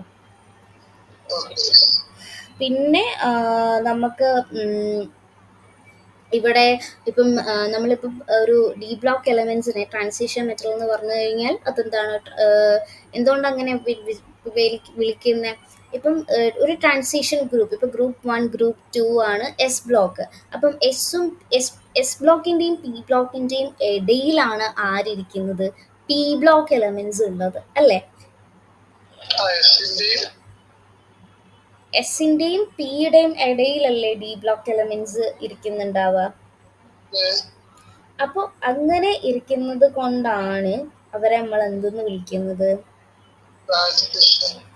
ട്രാൻസിഷൻ എലമെന്റ്സ് എന്ന്. അപ്പം എസിന്റെയും പിന്റെയും ഇടയിൽ ഇവരെ ഫിക്സ് ചെയ്യുന്നത്, എസിന്റെയും പിന്റെയും ഇടയിലുള്ള ഒരു ഇന്റർമീഡിയറ്റ് പ്രോപ്പർട്ടിയാണ് ഇവർ കാണിക്കുന്നത്. അതുകൊണ്ടാണ് നമ്മൾ അവരെ ട്രാൻസിഷൻ എലമെന്റുകൾ എന്ന് വിളിക്കുന്നത്. എസ് ബ്ലോക്ക് എലമെന്റ്സ് എന്ന് പറഞ്ഞാൽ ആരാ? എസ് ബ്ലോക്ക് എലമെന്റ്സുകൾ എന്ന് പറഞ്ഞാൽ മെറ്റലുകളാണ്. ആൽക്കലീൻ മെറ്റൽസും ആൽക്കലീൻ എർത്ത് മെറ്റൽസും ആണ്. അപ്പോൾ മെറ്റൽസ് എപ്പോഴും എന്താ ചെയ്യുക? ഇവര് അയണിക് നേച്ചർ ആയിരിക്കും കാണിക്കുന്നുണ്ടാവുക. പി ബ്ലോക്ക് എലമെന്റ്സ് എന്ന് പറഞ്ഞാൽ എന്താ? ഒരു കോവാലന്റ് നേച്ചർ ആയിരിക്കും കാണിക്കുന്നുണ്ടാവുക.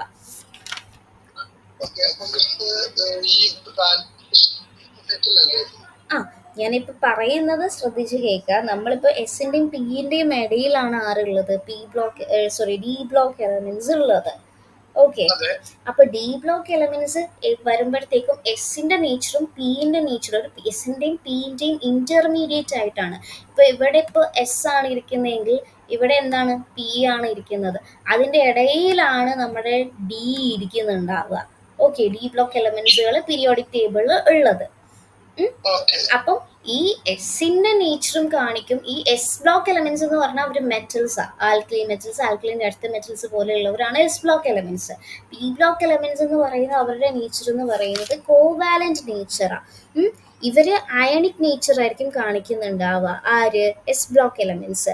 പി ബ്ലോക്ക് എലമെന്റ്സ് എന്ന് പറഞ്ഞാൽ കോവാലന്റ് നേച്ചർ ആയിരിക്കും കാണിക്കുന്നുണ്ടാവുക. അപ്പോൾ ഇവരുടെ രണ്ടു പേരുടെയും ഇടയിൽ അല്ലെങ്കിൽ രണ്ട് ടൈപ്പ് ഓഫ് നേച്ചറും ആര് കാണിക്കും? ഡി ബ്ലോക്ക് എലമെന്റ്സ് കാണിക്കും. മനസ്സിലായോ? ഇപ്പൊ ട്രാൻസിഷൻ എലമെന്റ്സ് എന്ന് വിളിക്കുന്നത് എന്തുകൊണ്ടാണെന്ന് മനസ്സിലായോ? ഓക്കെ. അപ്പൊ അത് ഇമ്പോർട്ടന്റ് ആണ്. എന്തുകൊണ്ട് ട്രാൻസിഷൻ എലമെന്റ്സ് എന്ന് പറയുന്നു എന്ന് ചോദിച്ചാൽ നമ്മളത് എഴുതി കൊടുത്താൽ മതി. കാര്യം കഴിഞ്ഞു. അപ്പോൾ ഈ 3D സീരീസ് എന്ന് പറയുമ്പോൾ ഞാൻ ഇവിടെ 3D series, 4D series, 5D series എന്നൊക്കെ പറഞ്ഞു. ഈ 3D സീരീസ് എന്ന് വിളിക്കുന്നത് എന്തുകൊണ്ടായിരിക്കും അങ്ങനെ? ഇപ്പൊ ഈ സ്കാൻഡിനേവിയം തൊട്ടുള്ള ആൾക്കാരെ എന്തിനാണ് 3D സീരീസ് എന്ന് പറഞ്ഞ് വിളിക്കുന്നത്? ലാസ്റ്റ് ഇലക്ട്രോൺ ഫിൽ ആവുന്നത് ആ. 3D ഓർബിറ്റലിലാണ് അല്ലേ? അപ്പൊ 3Dയിലാണ് ഇലക്ട്രോൺ ഫില്ലായി പോകുന്നത്. അപ്പൊ അതിനെ നമ്മൾ 3D സീരീസ് എന്ന് വിളിച്ചു. അപ്പൊ നമുക്ക് 4D സീരീസ് എന്ന് പറയുന്നത് എന്തുകൊണ്ട്? ലാസ്റ്റ് ഇലക്ട്രോൺ ഫില്ലായത് 4Dയിലാണ്. 5D സീരീസ് എന്ന് പറഞ്ഞാൽ ലാസ്റ്റ് ഇലക്ട്രോൺ ഫില്ലായത് 5Dയിലാണ്. അത്രയേ ഉള്ളൂ. അതുകൊണ്ടാണ് അവയെ ആ രീതിയിൽ സീരീസ് ആക്കി വിളിക്കുന്നത്. മനസ്സിലായോ? ഹലോ ഹലോ ഹലോ കേൾക്കാവോ? ആ കേൾക്കാം. ഇപ്പൊ കേൾക്കുന്നുണ്ടോ? ഇടയ്ക്കിടയ്ക്ക് കട്ടായി പോയായിരുന്നു. അത് കേൾക്കാൻ ഞാൻ ഹലോ ഹലോ പറഞ്ഞത് കേട്ടില്ല. Okay fine. ഇപ്പൊ കേൾക്കുന്നുണ്ടല്ലോ. ഇപ്പൊ കേൾക്കാം. ഓക്കെ. അപ്പോൾ scandium, titanium, vanadium, chromium, manganese, iron, cobalt, nickel, copper, zinc ഇതിൻ്റെയൊക്കെ ഇടയിലാണ് ഇപ്പം ഇവരൊക്കെ എന്താണ് 4D series, then 5D series. അപ്പോൾ എന്തുകൊണ്ടാണ് അവരെയൊക്കെ അങ്ങനെ വിളിക്കുന്നത്? ഫില്ലായിരുന്നത് എന്താ ഈ ഒരു സീരീസിലേക്കാണ്, അതായത് 5Dയിലാണ് അല്ലെങ്കിൽ 4Dയിലാണ് 3Dയിലാണ്. അതുകൊണ്ടാണ് അവരെ അങ്ങനെ വിളിക്കുന്നത്. ഇനി ഇലക്ട്രോണിക് കോൺഫിഗറേഷൻ നമുക്ക് നോക്കാം. ഇലക്ട്രോണിക് കോൺഫിഗറേഷൻ n-1 d എന്നാണ് കൊടുത്തിരിക്കുന്നത്. d എന്ന് n-1 d ns12 ഓർബിറ്റൽ. അതായത് ഇപ്പം നമ്മൾ പറയുകയാണെന്നുണ്ടെങ്കിൽ സ്ക്രീൻ കാണുന്നില്ലേ? ഓക്കെ, കാണുന്നുണ്ടല്ലോ അല്ലേ? ഇപ്പൊ കാണുന്നുണ്ടോ?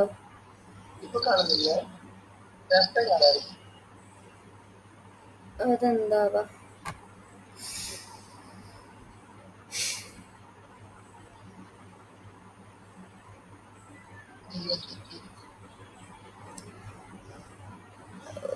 എനിക്ക് തോന്നുന്നു നെറ്റ്വർക്ക് ഇഷ്യൂ ആണെന്ന് തോന്നുന്നു.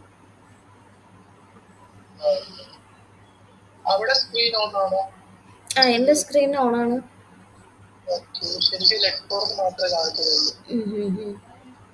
Network issue.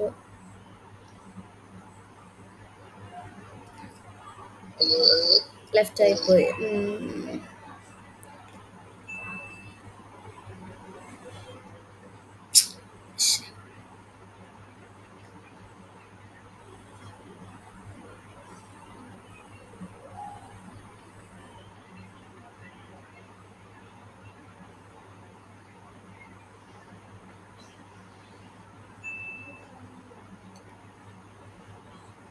ഹലോ, നേരത്തെ ഇല്ല, പോയിട്ടില്ല, ഭാഗ്യം. ഓക്കെ, അപ്പം മനസ്സിലായോ? അത്രയും കാര്യം മനസ്സിലായോ? ഇനി ഇലക്ട്രോണിക് കോൺഫിഗറേഷൻ. ഇലക്ട്രോണിക് കോൺഫിഗറേഷൻ എന്ന് പറഞ്ഞു കഴിഞ്ഞാൽ ഇത് ഡി ബ്ലോക്ക് എലമെന്റ്സിന്റെ ഇലക്ട്രോണിക് എന്തോ ഷെയർ ആയില്ലേ? ഒരു മിനിറ്റ്.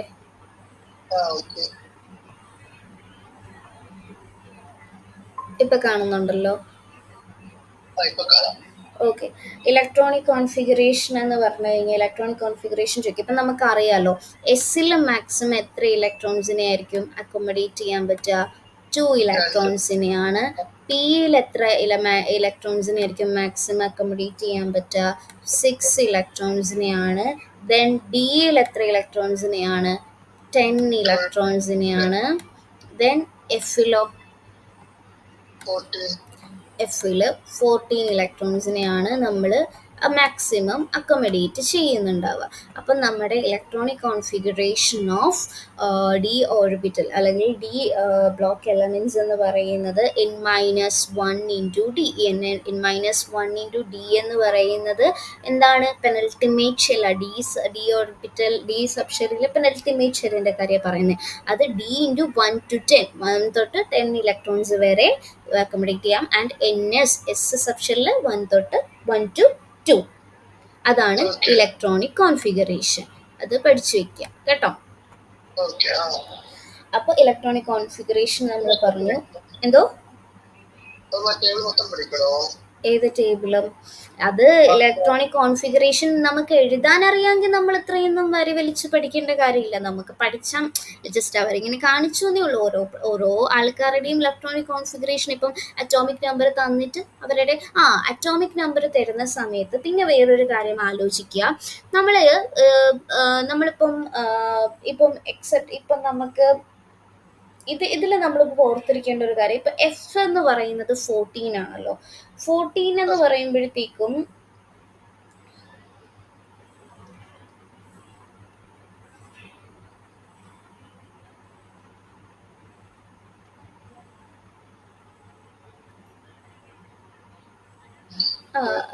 ഇപ്പം നമ്മൾ ആദ്യം ഇപ്പം ഡി സബ് ഷെല്ലിൽ 10 ഇലക്ട്രോൺസ് ഉണ്ടെങ്കിൽ ഡി സബ് ഷെല്ല് ഹാപ്പിയാണ്, ഫുള്ളി സ്റ്റേബിൾ ആണ്. അപ്പോൾ 5s ഇരിക്കുന്ന ഇലക്ട്രോൺ എന്ത് ചെയ്യും? ജമ്പ് ചെയ്ത് അത് ഇപ്പം ഞാൻ ഇത് പറയുമ്പോൾ പറയാം. അതായത് ഇപ്പം ഇവിടെ എന്തിങ്ങനെ ആർഗൻ, ക്രിപ്റ്റൻ എന്നൊക്കെ പറഞ്ഞു കൊടുത്തിരിക്കുന്നത് കണ്ടു. ഇവിടെ ബ്രാക്കറ്റിൽ ഇങ്ങനെ ആർഗൻ, ക്രിപ്റ്റൻ അങ്ങനെയൊക്കെ പറഞ്ഞ് എന്തിനാ കൊടുത്തിരിക്കുന്നത്? ക്സിനോൺ എന്നൊക്കെ പറഞ്ഞ് എന്തിനാ കൊടുത്തിരിക്കുന്നത്?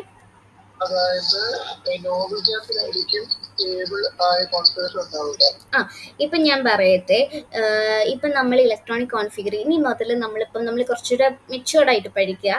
അപ്പൊ നമുക്ക് ഇങ്ങനെ 1s2 2s2 2p6 അങ്ങനെ വാരി വലിച്ച് നമുക്ക് എഴുതണ്ട. ഇപ്പം 3D സീരീസ് 4D സീരീസ് എന്ന് പറയുന്ന ആൾക്കാരെന്ന് പറയുമ്പോൾ ഇപ്പൊ സ്കാൻഡിയത്തിന്റെ അറ്റോമിക് നമ്പർ 21 അപ്പൊ 21 എന്ന് പറയുമ്പോഴത്തേക്കും നമ്മൾ വാരി വലിച്ച് 1s2 2s2 2p6 അങ്ങനെ ഒന്നും എഴുതി പോകേണ്ട ആവശ്യമില്ല. നമ്മൾ വലിയ എലമെന്റ്സിന്റെ ഇലക്ട്രോണിക് കോൺഫിഗറേഷൻ എഴുതുന്ന സമയത്ത് ഒന്നില്ലെങ്കിൽ ആർഗൻ അല്ലെങ്കിൽ ക്രിപ്റ്റൻ അങ്ങനെയൊക്കെ എഴുതിയാൽ മതി. അല്ലാതെ 1s2 2s2 എന്നൊന്നും എഴുതണ്ട. ഇപ്പൊ 3D സീരീസിലുള്ള എലമെന്റ്സിന്റെ ആണ് നമ്മൾ ഇലക്ട്രോണിക് കോൺഫിഗറേഷൻ എഴുതുന്നതെന്നുണ്ടെങ്കിൽ അതിന് മുമ്പ് നമ്മൾ എന്ത് ചേർക്കണം? ആർഗൻ ചേർക്കണം. ആർഗന്റെ അറ്റോമിക് നമ്പർ എത്രയാ? 18. അപ്പൊ 18 വരെയുള്ള ആൾക്കാർ അവിടെ ഉണ്ട്. ബാക്കിയുള്ളവരുടെ മാത്രം എഴുതിയാൽ മതി. മനസ്സിലായോ? ക്ലിയർ ആയോ?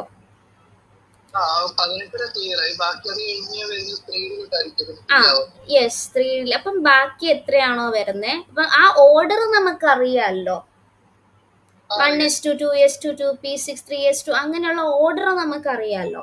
ആ ഓർഡർ പഠിച്ചു വെച്ചാൽ ആർഗൻ വരെ ഉള്ളവരെ നമ്മൾ അങ്ങനെ എഴുതാം. അപ്പൊ 18 ഇലക്ട്രോൺസ് അവിടെ പോയി എന്നാണ് മീൻ ചെയ്യുന്നത്. മനസ്സിലായോ? എന്നിട്ട് ബാക്കിയുള്ളവരെ മാത്രം എഴുതിയാൽ പിന്നെ 18 കഴിഞ്ഞാൽ പിന്നെ 3 ഇലക്ട്രോൺസേ ബാക്കിയുള്ളൂ. സോ ആ 3 ഇലക്ട്രോൺസിനെ മാത്രം എഴുതിയാൽ മതി. ഇങ്ങനെ വേണം ഡി ബ്ലോക്ക് എലമെന്റ്സിന്റെ ഇലക്ട്രോണിക് കോൺഫിഗറേഷൻ എഴുതാൻ. അതാണ് അവരിവിടെ തന്നിരിക്കുന്നത്, ഈ ടേബിളിൽ തന്നിരിക്കുന്നത്. കേട്ടോ?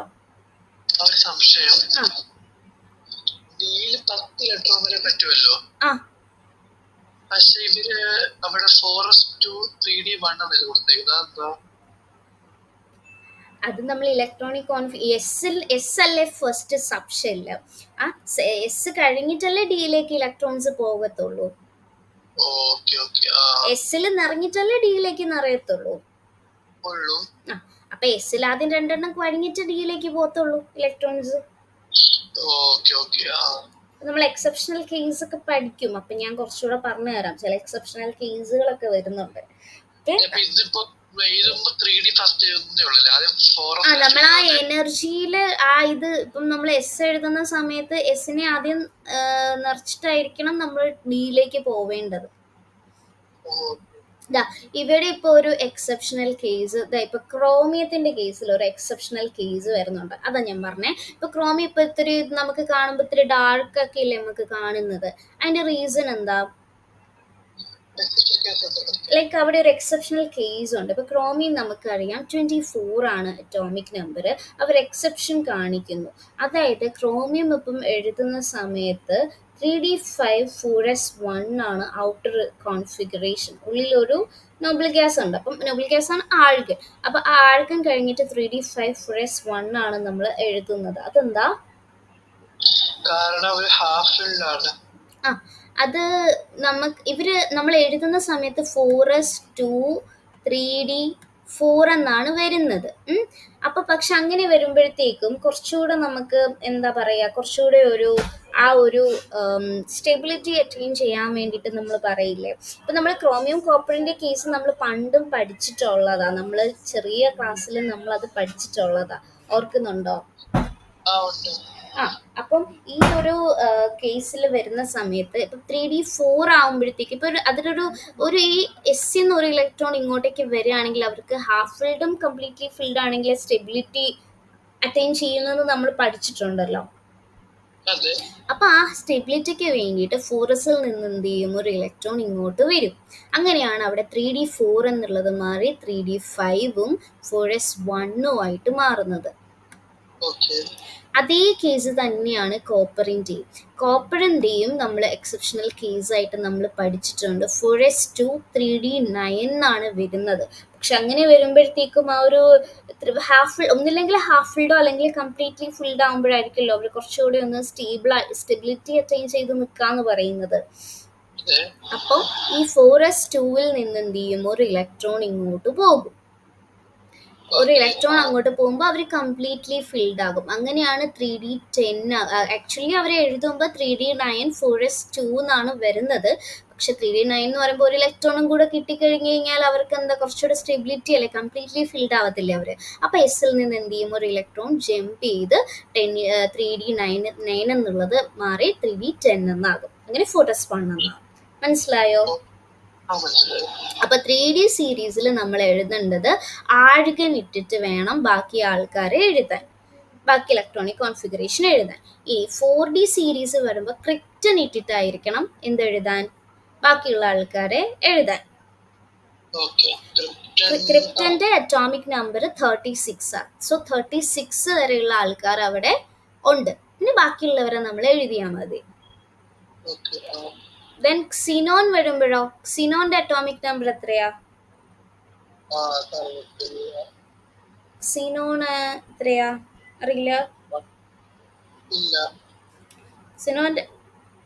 സിനോണ് ഒരു കാര്യം എപ്പോഴും ആലോചിക്കണം, ഈ നോബിൾ ഗ്യാസുകൾ എന്തിനാ ഇടുന്നത്? നമ്മൾ ഡി ബ്ലോക്ക് എലമെന്റ്സിന്റെ ഇലക്ട്രോണിക് കോൺഫിഗറേഷൻ പറയുന്ന സമയത്ത് നമ്മൾ എന്ത് ചെയ്യണം, ഇവരെ വെച്ചിട്ട് വേണം നമ്മൾ എഴുതാൻ വേണ്ടിയിട്ട്. അല്ലാതെ നമ്മൾ നീട്ടി പിടിച്ച് 1s2 2s2 അങ്ങനെ എഴുതരുത് കേട്ടോ. ഇത്രയും ആൾക്കാർ ഇപ്പൊ 3D സീരീസ് എഴുതുമ്പോൾ ആർഗൻ വരണം, 4D സീരീസ് വരുമ്പോൾ ക്രിപ്റ്റൺ വരണം, ദെൻ 5D സീരീസ് വരുമ്പോൾ ക്സിനോൺ വരണം. ക്സിനോന്റെ അറ്റോമിക് നമ്പർ 57 ആണ്. മനസ്സിലായോ? സോറി 54 തെറ്റിപ്പോയി, 54. ഞാൻ ഈ ഇത് കണ്ട് 57 എന്ന് പറഞ്ഞത് 54 ആണ് ക്സിനോന്റെ അറ്റോമിക് നമ്പർ. അപ്പോൾ ഈ രീതിയിൽ വേണം നമ്മൾ എഴുതാൻ വേണ്ടിയിട്ട്. അപ്പൊ ട്രാൻസിഷൻ മെറ്റൽ എന്ന് പറഞ്ഞു കഴിഞ്ഞാൽ എന്താണ്? ട്രാൻസിഷൻ മെറ്റൽ എന്ന് വിളിക്കുന്നത് ഇവരൊരു ട്രാൻസിഷൻ ബിഹേവിയർ കാണിക്കുന്നത് കൊണ്ടാണ്. എസിന്റെയും പിയുടെയും ഇടയിൽ ഒരാൾ ട്രാൻസിഷൻ മെറ്റൽ ആണെന്ന് പറയണമെന്നുണ്ടെങ്കിൽ 2 കാര്യങ്ങൾ നോക്കണം. ഒന്നാമത്തത് എന്താണ്, ഡി ഓർബിറ്റൽസ് അവർ ഉണ്ടാക്കണം, വേക്കന്റ് ആയിട്ടുള്ള ഡി ഓർബിറ്റൽസ് അവർ ഉണ്ടാക്കണം, അതായത് പാർഷ്യലി ഫിൽഡ് ഡി ഓർബിറ്റൽസ് അവർ ഉണ്ടാക്കണം. അങ്ങനെയാണെങ്കിലാണ് ഒരാൾ ട്രാൻസിഷൻ മെറ്റൽ ആവുക. അപ്പൊ പാർഷ്യലി ഫിൽഡ് ആയിട്ടുള്ള ഒരു ഡി ഓർബിറ്റൽസ് എന്ത് ചെയ്യും, ന്യൂട്രൽ സ്റ്റേറ്റിൽ വേണം, അല്ലെങ്കിൽ ഒരു അയൺ ആയിട്ടിരിക്കുമ്പോൾ വേണം. ന്യൂട്രൽ അല്ലെങ്കിൽ ഇപ്പൊ കെമിക്കൽ റിയാക്ഷൻസിന് പോകാതെ അടങ്ങി ഒതുങ്ങി അവർ ഇരിക്കുന്നതിനെയാണ് ഒരു ന്യൂട്രൽ സ്റ്റേറ്റ് അല്ലെങ്കിൽ ഒരു ഗ്രൗണ്ട് സ്റ്റേറ്റ് എന്ന് പറയുന്നത്. അപ്പോൾ ഞാൻ ഇപ്പം ക്ലാസ് എടുക്കുമ്പോൾ കുറച്ച് എക്സൈറ്റഡ് ആയിട്ടാണ് ഇപ്പം ഞാൻ ക്ലാസ് എടുക്കുന്നത്. അപ്പം ഞാൻ ന്യൂട്രൽ സ്റ്റേറ്റിലാണ് നിൽക്കുന്നത്, ഒരു എക്സൈറ്റഡ് സ്റ്റേറ്റിലല്ല. ഞാൻ ന്യൂട്രലല്ല നിൽക്കുന്നത്, ഒരു എക്സൈറ്റഡ് സ്റ്റേറ്റിലാണ് ഞാൻ നിൽക്കുന്നത്. ഇപ്പം ഞാനിങ്ങനെ ഒരു എക്സൈറ്റ്മെൻറ്റും ഇല്ലാതെ ചുമ്മാ ഇങ്ങനെ എന്തെങ്കിലുമൊക്കെ പറഞ്ഞ് പോവല്ലോ. കുറച്ചുകൂടെ ഒന്ന് എക്സൈറ്റഡ് ആയിട്ടാണ് ഇപ്പം ഞാൻ നിന്ന് ക്ലാസ് എടുക്കുന്നത്, കുറച്ച് എനർജി ആയിട്ടാണ് ഞാൻ നിന്ന് ക്ലാസ് എടുക്കുന്നത്, അല്ലേ? അപ്പോൾ അങ്ങനെ വരുമ്പോഴത്തെ അപ്പം ഞാൻ ന്യൂട്രൽ സ്റ്റേറ്റിലാണെന്ന് പറയാൻ പറ്റില്ല, ഞാൻ എക്സൈറ്റഡ് സ്റ്റേറ്റിലാണ്. അപ്പോൾ ഇവർക്ക് എനർജി കിട്ടുക അല്ലെങ്കിൽ ഇവരെ കെമിക്കൽ റിയാക്ഷൻസിൽ പോകുമ്പോൾ എന്ത് ചെയ്യും, ഇലക്ട്രോൺ കൊടുക്കൽ വാങ്ങൽ, ഷെയർ ചെയ്യുക, ലോസ് ചെയ്യുക ഒക്കെ നടക്കും, അല്ലേ? കെമിക്കൽ റിയാക്ഷൻസിലേക്ക് പോയി കഴിയുമ്പോഴത്തേക്കും അപ്പോൾ ഇവർ ആരായിട്ട് മാറും, അയണായിട്ട് മാറും. അപ്പോൾ അയൺ എന്താ, iron is a charged atom. ആറ്റത്തിന് ഒരു ചാർജ് കിട്ടിക്കഴിഞ്ഞാൽ അവനെയാണ് നമ്മൾ അയൺ എന്ന് വിളിക്കുന്നത്, അല്ലേ? അപ്പൊ മെയിൻലി ട്രാൻസിഷൻ മെറ്റൽ ആയതുകൊണ്ട് അവർക്ക് ഏത് ചാർജാ വരിക? മെറ്റൽസിന് എന്ത് ചാർജ് ആയിരിക്കും വരിക? പോസിറ്റീവ് ചാർജ് ആണ്. ഇപ്പം മെറ്റൽസ് എല്ലാവരും ഇലക്ട്രോണെ ഡൊണേറ്റ് ചെയ്യും. അപ്പോൾ ഇവർ ഒന്നില്ലെങ്കിൽ പോസിറ്റീവ്ലി ചാർജ്ഡ് അല്ലെങ്കിൽ അയൺ ആയിട്ട് ഇരിക്കുമ്പോൾ അല്ലെങ്കിൽ ന്യൂട്രൽ സ്റ്റേറ്റിൽ ഇരിക്കുമ്പോൾ ഇവർക്ക് എന്ത് വേണം? പാർഷ്യലി ഫിൽഡ് ആയിട്ടുള്ള ഡി ഓർബിറ്റൽസ് ഉണ്ടോ എങ്കിൽ നമുക്ക് അവരെ ട്രാൻസിഷൻ എലമെന്റുകൾ എന്ന് പറഞ്ഞ് വിളിക്കാൻ പറ്റും. ഓക്കെ, മനസ്സിലായോ? ഓക്കെ, ഇപ്പൊ ട്രാൻസിഷൻ എലമെന്റ്സ് ഇപ്പൊ ഞാനിപ്പം പറയുമ്പം ഇപ്പൊ സിങ്ക്, കാഡ്മിയം, മെർക്കുറി, അവരുടെയൊക്കെ കേസ് ഇവിടെ പറയുന്നുണ്ട് കേട്ടോ, പറഞ്ഞു പോകുന്നുണ്ടേ. ഇപ്പൊ ഞാൻ കോപ്പറിന്റെ ഒക്കെ കേസ് പറഞ്ഞു കേട്ടോ.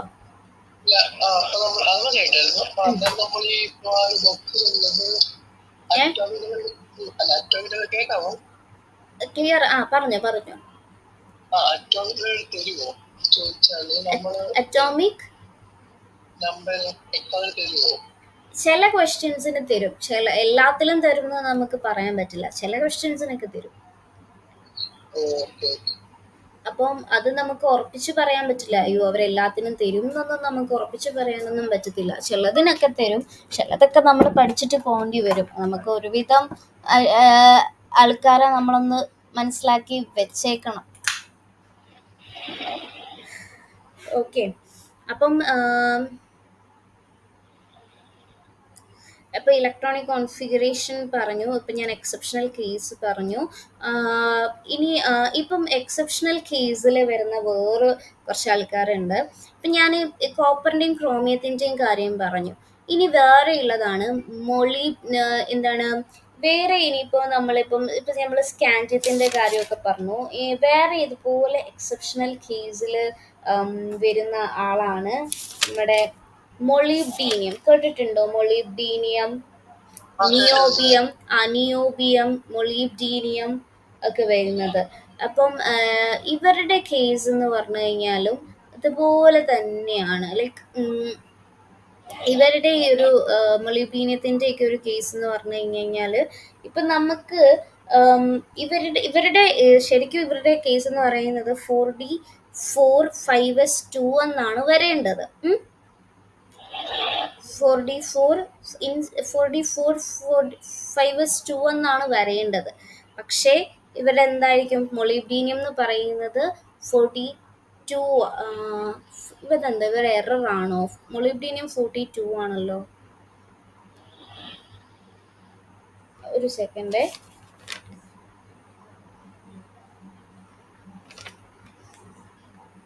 ഹലോ,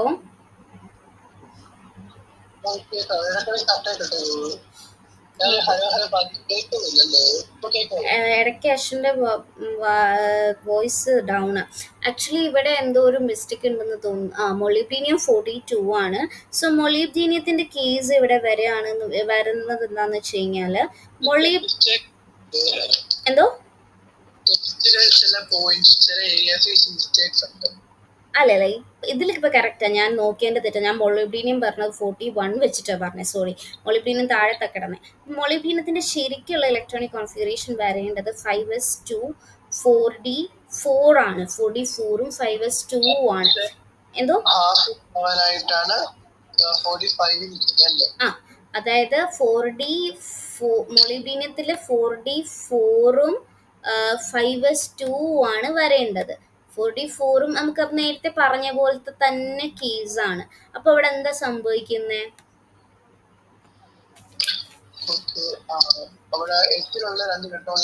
ഒരു ഇലക്ട്രോൺ ഇങ്ങോട്ട് പോയാണ് അവിടെ എന്താവുന്നത്? 4d5ഉം 5s1ഉം ആണ്. ബിക്കോസ് അവർ ഹാഫ് ഫിൽഡ് ആവാൻ വേണ്ടിയിട്ട്, അവർക്ക് ഹാഫ് ഫിൽഡ് കിട്ടാൻ വേണ്ടിയിട്ടാണ് അവരങ്ങനെ ചെയ്യുന്നത്. ഓക്കെ, അതുപോലെ തന്നെയാണ് മൊളിബ്ഡീനിയത്തിന്റെ നിയോബിയത്തിന്റെ കേസും. നിയോബിയവും ഈ പറഞ്ഞ പോലെ തന്നെ നിയോബിയത്തിന്റെ നിയോബിയം 41 ആണ്. സോ നിയോബിയത്തിന്റെ അങ്ങനെ ഇല്ല, നിയോബിയത്തിന് അങ്ങനെ പ്രശ്നമില്ല. നിയോബിയം അങ്ങനെ പോകുന്നില്ല. ഇപ്പം ഇവിടെ ഹാഫ് ഫിൽഡ് കേസ് വരുന്നത് ഞാൻ ഈ പറഞ്ഞ ആൾക്കാരാ കേട്ടോ. ഈ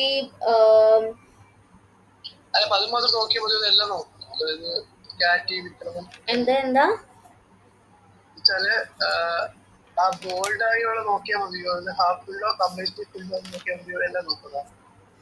മനസ്സിലായില്ല, എന്തോ എന്തോ ഒന്നുകൂടെ ചോദിക്കാവോ?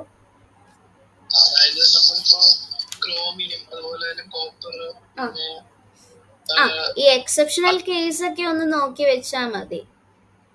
ഓക്കെ ചോദിച്ചു. ഇപ്പം നമ്മളിപ്പം ഇവിടെ ഇപ്പം റുതീനിയത്തിന്റെയും നിയോബിയത്തിന്റെയും ഒക്കെ ഇലക്ട്രോണിക് കോൺഫിഗറേഷൻ ഇപ്പൊ തന്നിട്ടുണ്ട്. ഇലക്ട്രോണിൽ ഇപ്പൊ ഇവിടെ പലേഡിയം പറയുന്നുണ്ട്. പലേഡിയം എവിടെ? പലേഡിയം പലേഡിയം പലേഡിയം എവിടെ?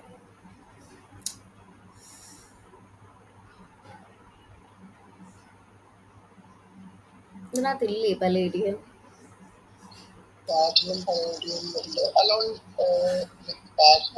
അതാ പലേഡിയം. ഓക്കെ, ഇപ്പൊ ഇവിടെ പലേഡിയത്തിന്റെ ഒക്കെ ഒരു കേസ് പറയാനാണെന്നുണ്ടെങ്കിൽ പലേഡിയം ശരിക്കും 4D ഇപ്പൊ ഇലക്ട്രോണിക് കോൺഫിഗറേഷൻ വരുന്ന സമയത്ത് പലേഡിയം 4D852 ഇങ്ങനെയായിരുന്നു വരേണ്ടിയിരുന്നത്. പക്ഷേ ഓഫ് ബോ പ്രിൻസിപ്പിൾ അനുസരിച്ച് എനർജിയുടെ ഇൻക്രീസിങ് ഓർഡറിലാണ് നമ്മൾ ഇലക്ട്രോണിനെ ഫില്ല് ചെയ്ത് പോകുന്നത്. അതായത് 5s ഫില്ല് ചെയ്തതിന് ശേഷമാണ് നമ്മൾ 4D ഫില്ല് ചെയ്യുക, അല്ലേ? പക്ഷെ 5sന് 2 ഇലക്ട്രോൺ കൊടുത്തിട്ട് ബാക്കി ഉണ്ടെങ്കിൽ മാത്രമാണ് നമ്മൾ 4D ഫില്ല് ചെയ്യാൻ പാടുള്ളൂ. പക്ഷെ നമ്മുടെ ഇവിടെ പലേഡിയത്തിൽ 4D 8 ഇലക്ട്രോൺസ് ആണ്.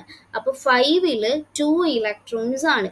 ഈ 2നെ നമുക്കറിയാം ഡി സബ്ഷെല്ലിൽ 10 ഇലക്ട്രോൺസ് ഉണ്ടെങ്കിൽ ഡി സബ്ഷെല്ല് ഹാപ്പിയാണ്, അറിയാലോ. അപ്പോൾ ഡി സബ്ഷനിൽ ഹാപ്പി ആണ്. അപ്പോൾ ഈ 5s ഇരിക്കുന്ന 2 ഇലക്ട്രോൺസ് ജമ്പ് ചെയ്ത് എന്ത് ചെയ്യും? 4D വരും. അപ്പോൾ 4D 10 ആകും. ഇതിൽ കാണിച്ചിട്ടില്ല, പക്ഷെ പലേഡിയത്തിന് അങ്ങനെ ഒരു എക്സെപ്ഷണൽ കേസ് ഉണ്ട്. അപ്പോൾ അങ്ങനെ വരും. അപ്പോൾ 4D 10 5s 0 ആകും. നമ്മൾ വലിയ എലമെന്റ്സിന്റെ ഇലക്ട്രോണിക് കോൺഫിഗറേഷൻ എഴുതുമ്പോൾ ക്രിപ്റ്റൺ 48 എന്നാണ് ഇപ്പോൾ ഇതിൽ എഴുതിയിരിക്കുന്നത്. പക്ഷെ അങ്ങനെ ജമ്പ് ചെയ്യൽ ഒരു എക്സെപ്ഷണൽ കേസ് ഉണ്ട്, അങ്ങനെ കേട്ടോ.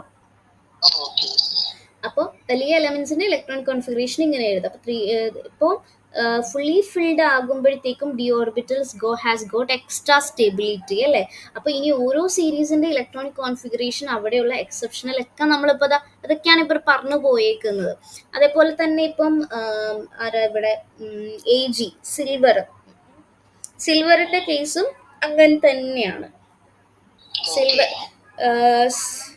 AGയും അതുപോലെ തന്നെ AU same reason, completely filled ആയിട്ടുള്ള ഡി ഓർബിറ്റൽസ് എന്തായിരിക്കും? മോർ സ്റ്റേബിൾ ആയിരിക്കും. അതുകൊണ്ടാണ് അങ്ങനെ വന്നത്, കേട്ടോ. ജമ്പ് ചെയ്ത് വന്നതാ, സെയിം കേസ് തന്നെ. ക്ലിയർ ആണോ? ഇനി അതുപോലെ തന്നെ നമ്മുടെ ഒരാളും കൂടെ ഉണ്ടല്ലോ, ടങ്സ്റ്റന്റെ കേസ് ഈ പറഞ്ഞ പോലെ എക്സെപ്ഷൻ ടങ്സ്റ്റൻ കാണിക്കത്തില്ല. കാരണം 6x ഓർബിറ്റൽസിന് 5Dനേക്കാൾ കുറവ് എനർജിയാ. അപ്പം അതുകൊണ്ട് അങ്ങനെ കാണിക്കത്തില്ല, കേട്ടോ. ഇനി ഓക്സിഡേഷൻ ഇത്രയും നമ്മൾ പറഞ്ഞ കാര്യങ്ങളാട്ടോ ഇവിടെ എല്ലാം കൊടുത്തിരിക്കുന്നത്. ഓക്കെ, ഇപ്പൊ എന്തോ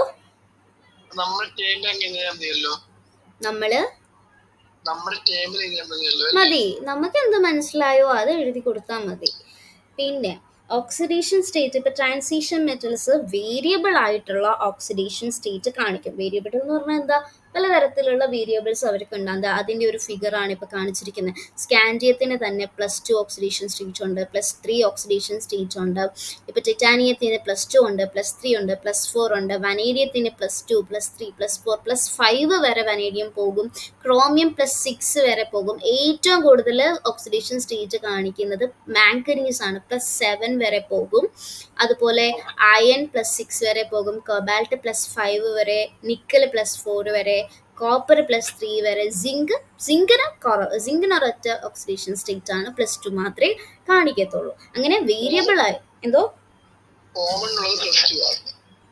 എല്ലാവർക്കും കോമൺ ആയിട്ട് +2 ഉണ്ട്. അതുപോലെ തന്നെ ഏറ്റവും കൂടുതൽ ഇങ്ങനെ ചോദിക്കാം, ഏറ്റവും കൂടുതൽ ഓക്സിഡേഷൻ സ്റ്റേറ്റ് കാണിക്കുന്നത് ആരാ? മാംഗനീസ് ആണ്. അപ്പോൾ ട്രാൻസിഷൻ മെറ്റൽസ് വേരിയബിൾ ആയിട്ടുള്ള ഓക്സിഡേഷൻ സ്റ്റേറ്റ്സ് കാണിക്കും. കാരണം എന്താ, NSനൊപ്പം അവർക്ക് N-1d ഓർബിറ്റൽസ് തമ്മിൽ എന്താ എനർജിയിൽ സിമിലാരിറ്റി ഉണ്ട്. അതുകൊണ്ട് തന്നെ ഇലക്ട്രോൺസ് രണ്ടിടത്ത് നിന്നും അവർക്ക് എന്ത് ചെയ്യാം, ചിലപ്പോൾ നഷ്ടപ്പെടാം. അതുകൊണ്ട് അവർക്ക് വേരിയബിൾ ഓക്സിഡേഷൻ സ്റ്റേറ്റ് കാണിക്കും. മനസ്സിലായോ? ഇപ്പൊ 3D സീരീസ് ഓക്സിഡേഷൻ സ്റ്റേറ്റ് ഇപ്പൊ സ്കാൻഡിയം തൊട്ടുള്ള സിങ്ക് വരെയുള്ള ആൾക്കാരാണ് നമ്മൾ പറഞ്ഞത്. ഏറ്റവും കുറവാർക്കാ,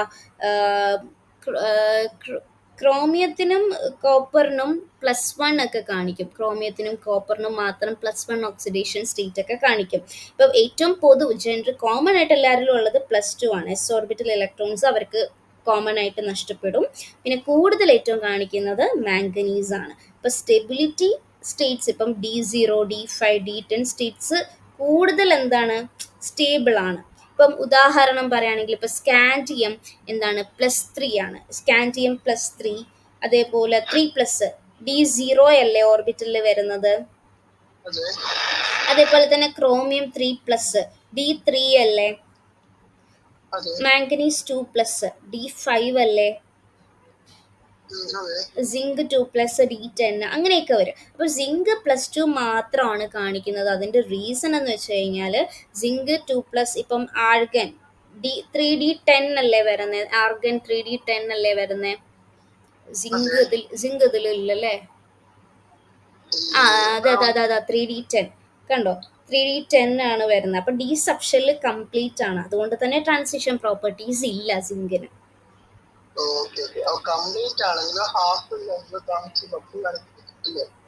അങ്ങനെയല്ല, ഇപ്പം സിങ്കിന്റെ കേസിൽ മാത്രമാണ്. ഇപ്പം സിങ്കിന് എന്തുകൊണ്ട് ഒരു ഓക്സിഡേഷൻ സ്റ്റേറ്റ് മാത്രം കാണിക്കുന്നു എന്ന് ചോദിച്ചു കഴിഞ്ഞാൽ അതിന്റെ റീസൺ കംപ്ലീറ്റ്ലി ഫിൽഡ് ആയതുകൊണ്ട് ട്രാൻസിഷൻ പ്രോപ്പർട്ടീസ് ഇല്ല.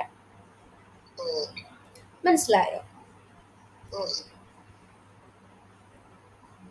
ഇപ്പൊ മാംഗനീസ് ഒക്കെ ഹാഫ് ഫിൽഡ് ആണ്. മാംഗനീസ് എവിടെ, മാംഗനീസ് അതാ മാംഗനീസ് 3D5 ഉണ്ട്. പക്ഷെ മാംഗനീസിന് നല്ല രീതിയിൽ എന്തുണ്ട്, ഓക്സിഡേഷൻ സ്റ്റേറ്റ്സ് ഉണ്ട്. അപ്പൊ D0, D5, D10 സ്റ്റേറ്റ്സ് എന്ത് ചെയ്യും, കൂടുതൽ സ്റ്റേബിൾ ആണ്, സ്ഥിരതയുള്ളതാണ്. ഇപ്പൊ സ്കാൻഡിയം, ക്രോമിയം, മാംഗനീസ്. സിങ്കിന് വരുമ്പോൾ D10 ആണ്, ക്രോമിയത്തിന് വരുമ്പോഴത്തേക്കും D3 ആണ്, അതുപോലെ സ്കാൻഡിയത്തിന് വരുമ്പം ഒന്നുമില്ല, ഡി സബ്ഷനിൽ ഒന്നുമില്ല അല്ലേ. അപ്പൊ അങ്ങനെയൊക്കെ വരും. പക്ഷെ സിങ്കിന്റെ കേസ് അവിടെ പറയുന്നത് +2 മാത്രം കാണിക്കുന്ന ഒരു റീസൺ 3D10 ഡി സബ്ഷെല്ല് പൂർണ്ണമാണ്. അതിനാൽ ട്രാൻസിഷൻ പ്രോപ്പർട്ടീസ് ഇല്ല. സ്പെഷ്യൽ കേസസ് ഇപ്പൊ വരുവാണെങ്കിൽ ഇപ്പൊ സീറോ ഓക്സിഡേഷൻ സ്റ്റേറ്റ് ഒക്കെ വരുന്ന സമയത്ത് കോർഡിനേഷൻ കോമ്പൗണ്ട്സ്, ഇപ്പം സീറോ ഓക്സിഡേഷൻ സ്റ്റേറ്റ് വരുന്ന കോർഡിനേഷൻ കോമ്പൗണ്ട്സ് ഞാനിപ്പോൾ ജസ്റ്റ് ഒന്ന് എക്സ്പ്ലെയിൻ ചെയ്യാം. ഇപ്പം നിക്കൽ ഇവിടെ ഉണ്ട് സീറോ ഓക്സിഡേഷൻ സ്റ്റേറ്റ് കാണിക്കുന്ന NiCO4, FeCO5 ഇവരെല്ലാം എന്തായിരിക്കും, സീറോ ഓക്സിഡേഷൻ സ്റ്റേറ്റ് ആയിരിക്കും കാണിക്കുന്നത്. അപ്പൊ ഇലക്ട്രോനെഗറ്റീവ് എലമെന്റ്സിനനുസരിച്ച് ഓക്സിഡേഷൻ സ്റ്റേറ്റ് ഇല്ല, അവർക്ക് ഓക്സിഡേഷൻ സ്റ്റേറ്റ് ഇല്ല, സീറോ ഓക്സിഡേഷൻ സ്റ്റേറ്റാ. അപ്പോൾ അതൊരു കാര്യം. പിന്നെ ഇലക്ട്രോനെഗറ്റീവ് എലമെന്റ്സിനനുസരിച്ച് ഓക്സിഡേഷൻ സ്റ്റേറ്റ് മാറും. ഇലക്ട്രോനെഗറ്റീവ് എലമെന്റ്സ് ആണ് വരുന്നതെന്നുണ്ടെന്നുണ്ടെങ്കിൽ ഇപ്പോൾ FeF3ക്കൊക്കെ +3 ആണ് ഓക്സിഡേഷൻ സ്റ്റേറ്റ്. Fe കമ്പൈൻസ് വിത്ത് ഹൈലി ഇലക്ട്രോൺ. നമുക്കറിയാം ഫ്ലൂറിനേക്കാളും കമ്പൈൻ ചെയ്യും. ഫ്ലൂറിൻ ഭയങ്കര ഇലക്ട്രോനെഗറ്റീവ് അല്ലേ. അപ്പം അങ്ങനെ ഇലക്ട്രോനെഗറ്റീവ് ആയിട്ടുള്ള എലമെന്റ്സ് ഒക്കെ വരുന്ന സമയത്ത് ഓക്സിഡേഷൻ സ്റ്റേറ്റ് മാറും. +3 വരും ഓക്സിഡേഷൻ സ്റ്റേറ്റ്. FeF3യുടെ Feയുടെ ഓക്സിഡേഷൻ സ്റ്റേറ്റ് +3 ആകും. അതുപോലെ FeI2 എന്ന് പറയുമ്പോഴത്തേക്കും അയഡിൻ എന്താണ്, ലെസ് ഇലക്ട്രോനെഗറ്റീവ് ആണ്. അപ്പം എന്താ, അയൺ ലെസ് ഇലക്ട്രോനെഗറ്റീവ് ആയതുകൊണ്ട് തന്നെ ഓക്സിഡേഷൻ സ്റ്റേറ്റ് അയണിന്റെ +2 ആണ്. ഇനി 4D ആൻഡ് 5D സീരീസ് നോക്കി കഴിയുകയാണെന്നുണ്ടെങ്കിൽ ഓക്സിഡേഷൻ സ്റ്റേറ്റ്സ് ഒരു റെഗുലർ പാറ്റേൺ ഇല്ല. ഇപ്പം ഇവിടെ നോക്കി കഴിയുകയാണെങ്കിൽ റുതീയത്തിൻ്റെയൊക്കെ 44 ആണ് അറ്റോമിക് നമ്പർ. ഇപ്പം ഇവിടെ നോക്കിക്കഴിയുമ്പോഴത്തേക്കും ഇത്രയുമൊക്കെ ഓക്സിഡേഷൻ സ്റ്റേറ്റ്, ഏറ്റവും ഉയർന്ന ഓക്സിഡേഷൻ സ്റ്റേറ്റ് എന്താ, +8 വരെയാണ്, +8 വരെ ഉണ്ട്. അതുപോലെ ഇപ്പം നമ്മളൊരു പീരിയോഡിക് ടേബിളിൽ ഡൗൺ ദ ഗ്രൂപ്പ് പോകുന്ന സമയത്ത് ഉയർന്ന ഹൈ ഓക്സിഡേഷൻ സ്റ്റേറ്റ്സ് എന്തായിരിക്കും, സ്റ്റേബിൾ ആയിരിക്കും. മനസ്സിലായോ? ഡൗൺ ദ ഗ്രൂപ്പ് പോകുന്ന സമയത്ത് ഇപ്പോൾ ഒരു പീരിയോഡിക് ടേബിൾ എടുത്തു കഴിഞ്ഞാൽ നമ്മൾ ഡൗൺ ദ ഗ്രൂപ്പ് പോകത്തില്ലേ, ഡൗൺ ദ ഗ്രൂപ്പ് മേളിൽ നിന്ന് താഴേക്ക്, ടോപ്പിൽ നിന്ന് ബോട്ടത്തിലേക്ക് പോകുന്ന സമയത്ത്, ഡൗൺ ദ ഗ്രൂപ്പ് പോകുന്ന സമയത്ത് ആർക്കാണോ ഏറ്റവും കൂടുതൽ ഹൈ ഓക്സിഡേഷൻ സ്റ്റേറ്റ് ഉള്ളത് അവർ സ്റ്റേബിൾ ആണ്.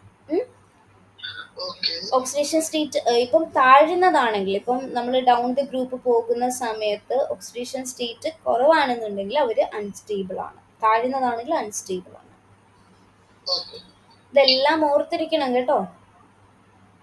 അതാണ് ഇവിടെ OS4ന്റെ ഇപ്പൊ ruthenium and osmium have a maximum oxidation state shown an element in the periodic table in OS04 and OS in +8 oxidation state. അതൊക്കെ അതാ പറയുന്നത്. അതായത് ഓക്സിഡേഷൻ സ്റ്റേറ്റിൽ റെഗുലർ ആയിട്ടുള്ള ഒരു പാറ്റേൺ അല്ല. ഇപ്പൊ റുത്തീനിയം OS ഒക്കെ പോലെയുള്ളവര് ഏറ്റവും ഉയർന്ന ഓക്സിഡേഷൻ സ്റ്റേറ്റ് +8 വരെ കാണിക്കും. അതിനൊരു എക്സാമ്പിൾ ആണ് OS04 എന്നുള്ളത്.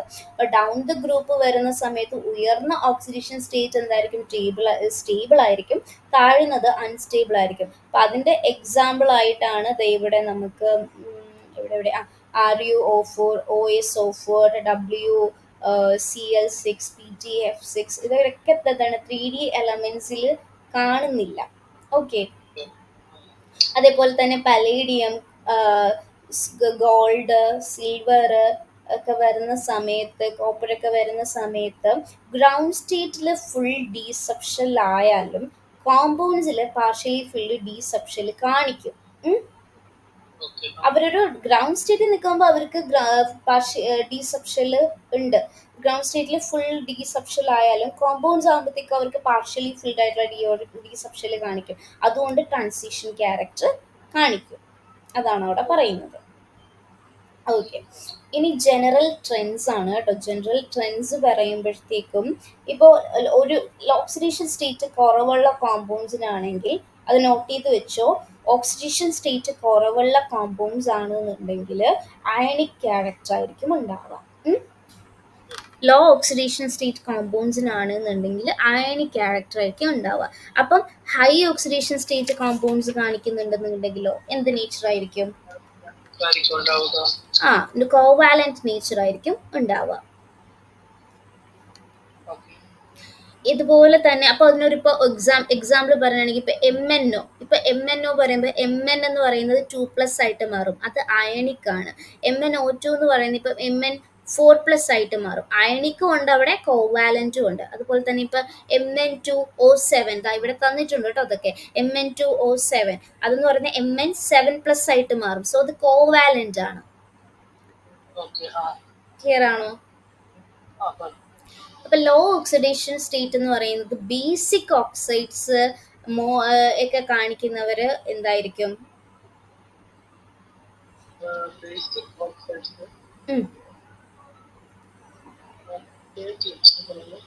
എന്തോ ഹലോ അതായത് ഇപ്പം നമ്മളിപ്പം പറഞ്ഞു നിർത്തിയത് എവിടെയായിരുന്നു, ഇപ്പം ജനറൽ ട്രെൻഡ്സ് ആണ് നമ്മൾ പറയുന്നത്. ഇപ്പൊ ഇലക്ട്രോൺ കോൺഫിഗറേഷൻ ഒക്കെ നമ്മൾ പറഞ്ഞു, ഈ ഓക്സിഡേഷൻ സ്റ്റേറ്റ്സിന്റെ കാര്യമാണ് നമ്മൾ പറഞ്ഞുകൊണ്ടിരിക്കുന്നത്. ഇപ്പൊ 3D സീരീസിൽ ഓക്സിഡേഷൻ സ്റ്റേറ്റ് ഇപ്പം നമ്മൾ ലെഫ്റ്റിൽ നിന്ന് റൈറ്റിലേക്ക് പോകുന്ന സമയത്ത് പീരിയോഡിക് ടേബിൾ ആണെന്ന് കരുതുക. പീരിയോഡിക് ടേബിൾ ആണ്. അപ്പൊ ഇവിടെയൊക്കെ എലമെന്റ്സ് ആണ് അല്ലേ, എലമെന്റ്സ് ആണ്. അപ്പൊ ഇങ്ങനെ എലമെന്റ്സ് ആണ്. അപ്പൊ ലെഫ്റ്റിൽ നിന്ന് റൈറ്റിലേക്ക് പോകുന്ന സമയത്ത് ഇടത്തുനിന്ന് നമ്മൾ ഒരു മിഡിൽ പോർഷൻ, ലെഫ്റ്റിൽ നിന്ന് റൈറ്റിലേക്ക് പോകുന്ന സമയത്ത് ഒരു മിഡിൽ പോർഷനിലൊക്കെ എത്തിക്കഴിയുമ്പോഴത്തേക്കും എന്ത് ചെയ്യുന്നു, ഈ ഓക്സിഡേഷൻ സ്റ്റേറ്റ് കൂടും, പിന്നെ അതെന്ത് ചെയ്യും, കുറയും. അപ്പൊ മാംഗനീസ് ഒക്കെ എത്തുന്ന സമയത്ത് +7 വരെ ഓക്സിഡേഷൻ സ്റ്റേറ്റ് എന്ത് ചെയ്യും, കാണിക്കും. അപ്പൊ ലോവർ ഓക്സിഡേഷൻ സ്റ്റേറ്റ് വരെയാണെങ്കിൽ അയണിക് സ്വഭാവം, ബേസിക് ഓക്സൈഡ്സ് ആയിരിക്കും അവര്.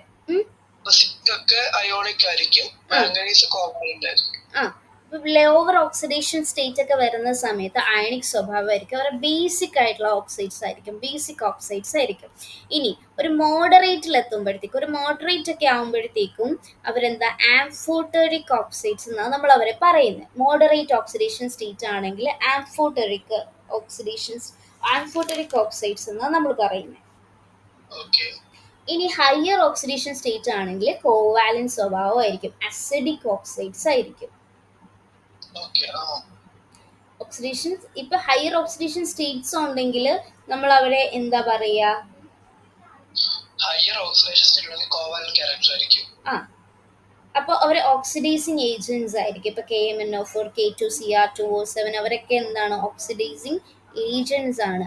Metals in compounds containing metals in higher oxidation states act as a oxidizing agents. Whereas those with lower oxidation state ഉള്ളവർ എന്താണ്, റെഡ്യൂസിങ് ഏജന്റ് എന്നാണ് വിളിക്കുന്നത്. അപ്പം ഹയർ ഓക്സിഡൈസിങ് ഏജന്റിന്റെ എക്സാമ്പിൾസ് ആണ് ഇവിടെ തന്നിരിക്കുന്നത്, KMnO4 K2Cr2O7 ഒക്കെ. അവർക്ക് ഹയർ ഓക്സിഡേഷൻ സ്റ്റേറ്റ് ഉണ്ട്, സോ അവരെ ഓക്സിഡൈസിങ് ഏജന്റ്സ് എന്നാണ് വിളിക്കുന്നത്. അത്രയേ ഉള്ളൂ ഈ കാര്യങ്ങൾ പറഞ്ഞത്. എന്തെങ്കിലും ഡൗട്ട് ഉണ്ടോ എവിടെയെങ്കിലും?